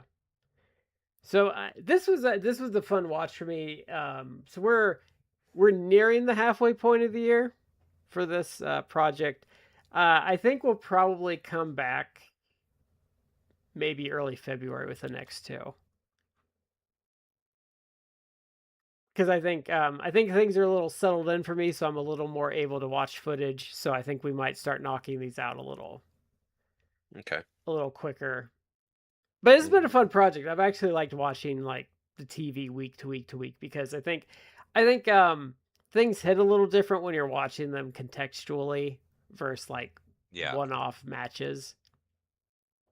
It is the thing that frustrates me in doing it is either we don't get to see the matches that they show that's like, oh, I'd like to see that. Oh, that's too bad. Or it's like, oh my God, can this angle please end? Yeah. Can we please have this end? Because it feels like it goes on forever. Yeah. I think I told you guys, maybe offline, that I actually reached out to people like Jeff Lynch and I'm like, do you have footage of like some of these like Monday night Coliseum shows, because there's at least a certain amount of footage that exists because you see clips of it on the TV shows, Yeah. like some of these I asked him, do you have some of that on that? Is that on that? No, this is just the TV on Blu-ray. Okay. See, I asked people like Jeff Lynch, and I'm like, do you have this? And he's like, sadly, no.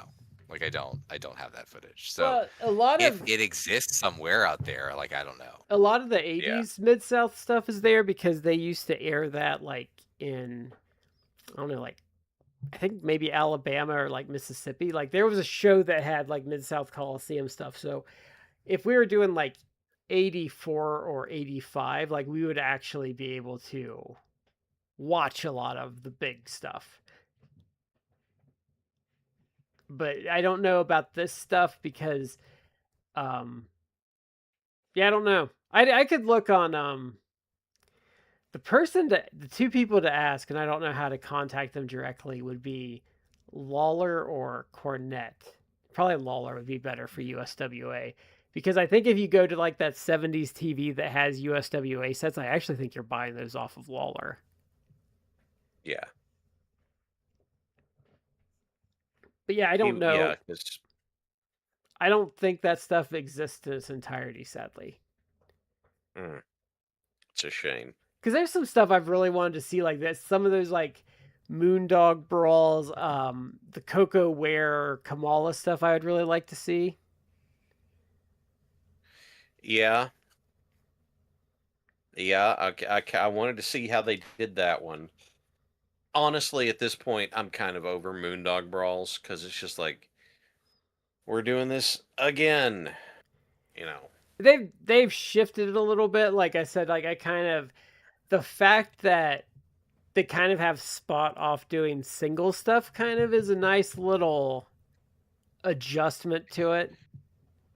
It's different, but still, we're having Moondog brawls, and they have been on TV a little less. Well, what's happened is these Moondog brawls have been basically a feud started with Lawler and Jarrett, and then they brought in some help, and the help. No, it started leaving. with Robert Fuller and Jarrett. Okay, so basically the Moondogs have been feuding with Jeff Jarrett and Friend of the Week, and they rotated people in and out of that spot, and I'm like,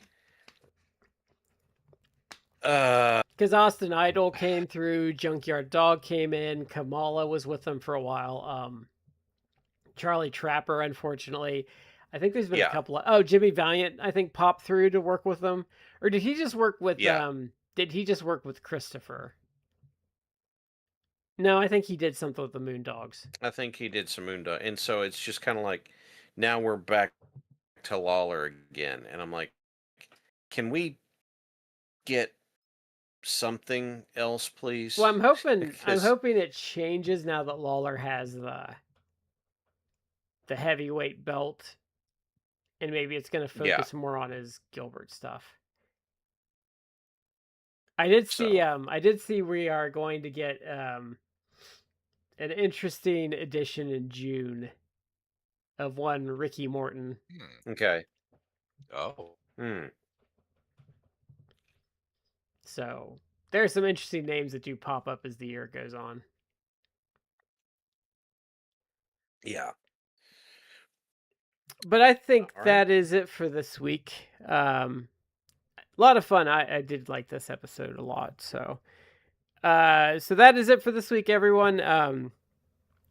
Thank you for joining us as always. This has been Matt, Shad, and Brad. We've been in 3 corners and you've been in the 4th. And we will catch you next time.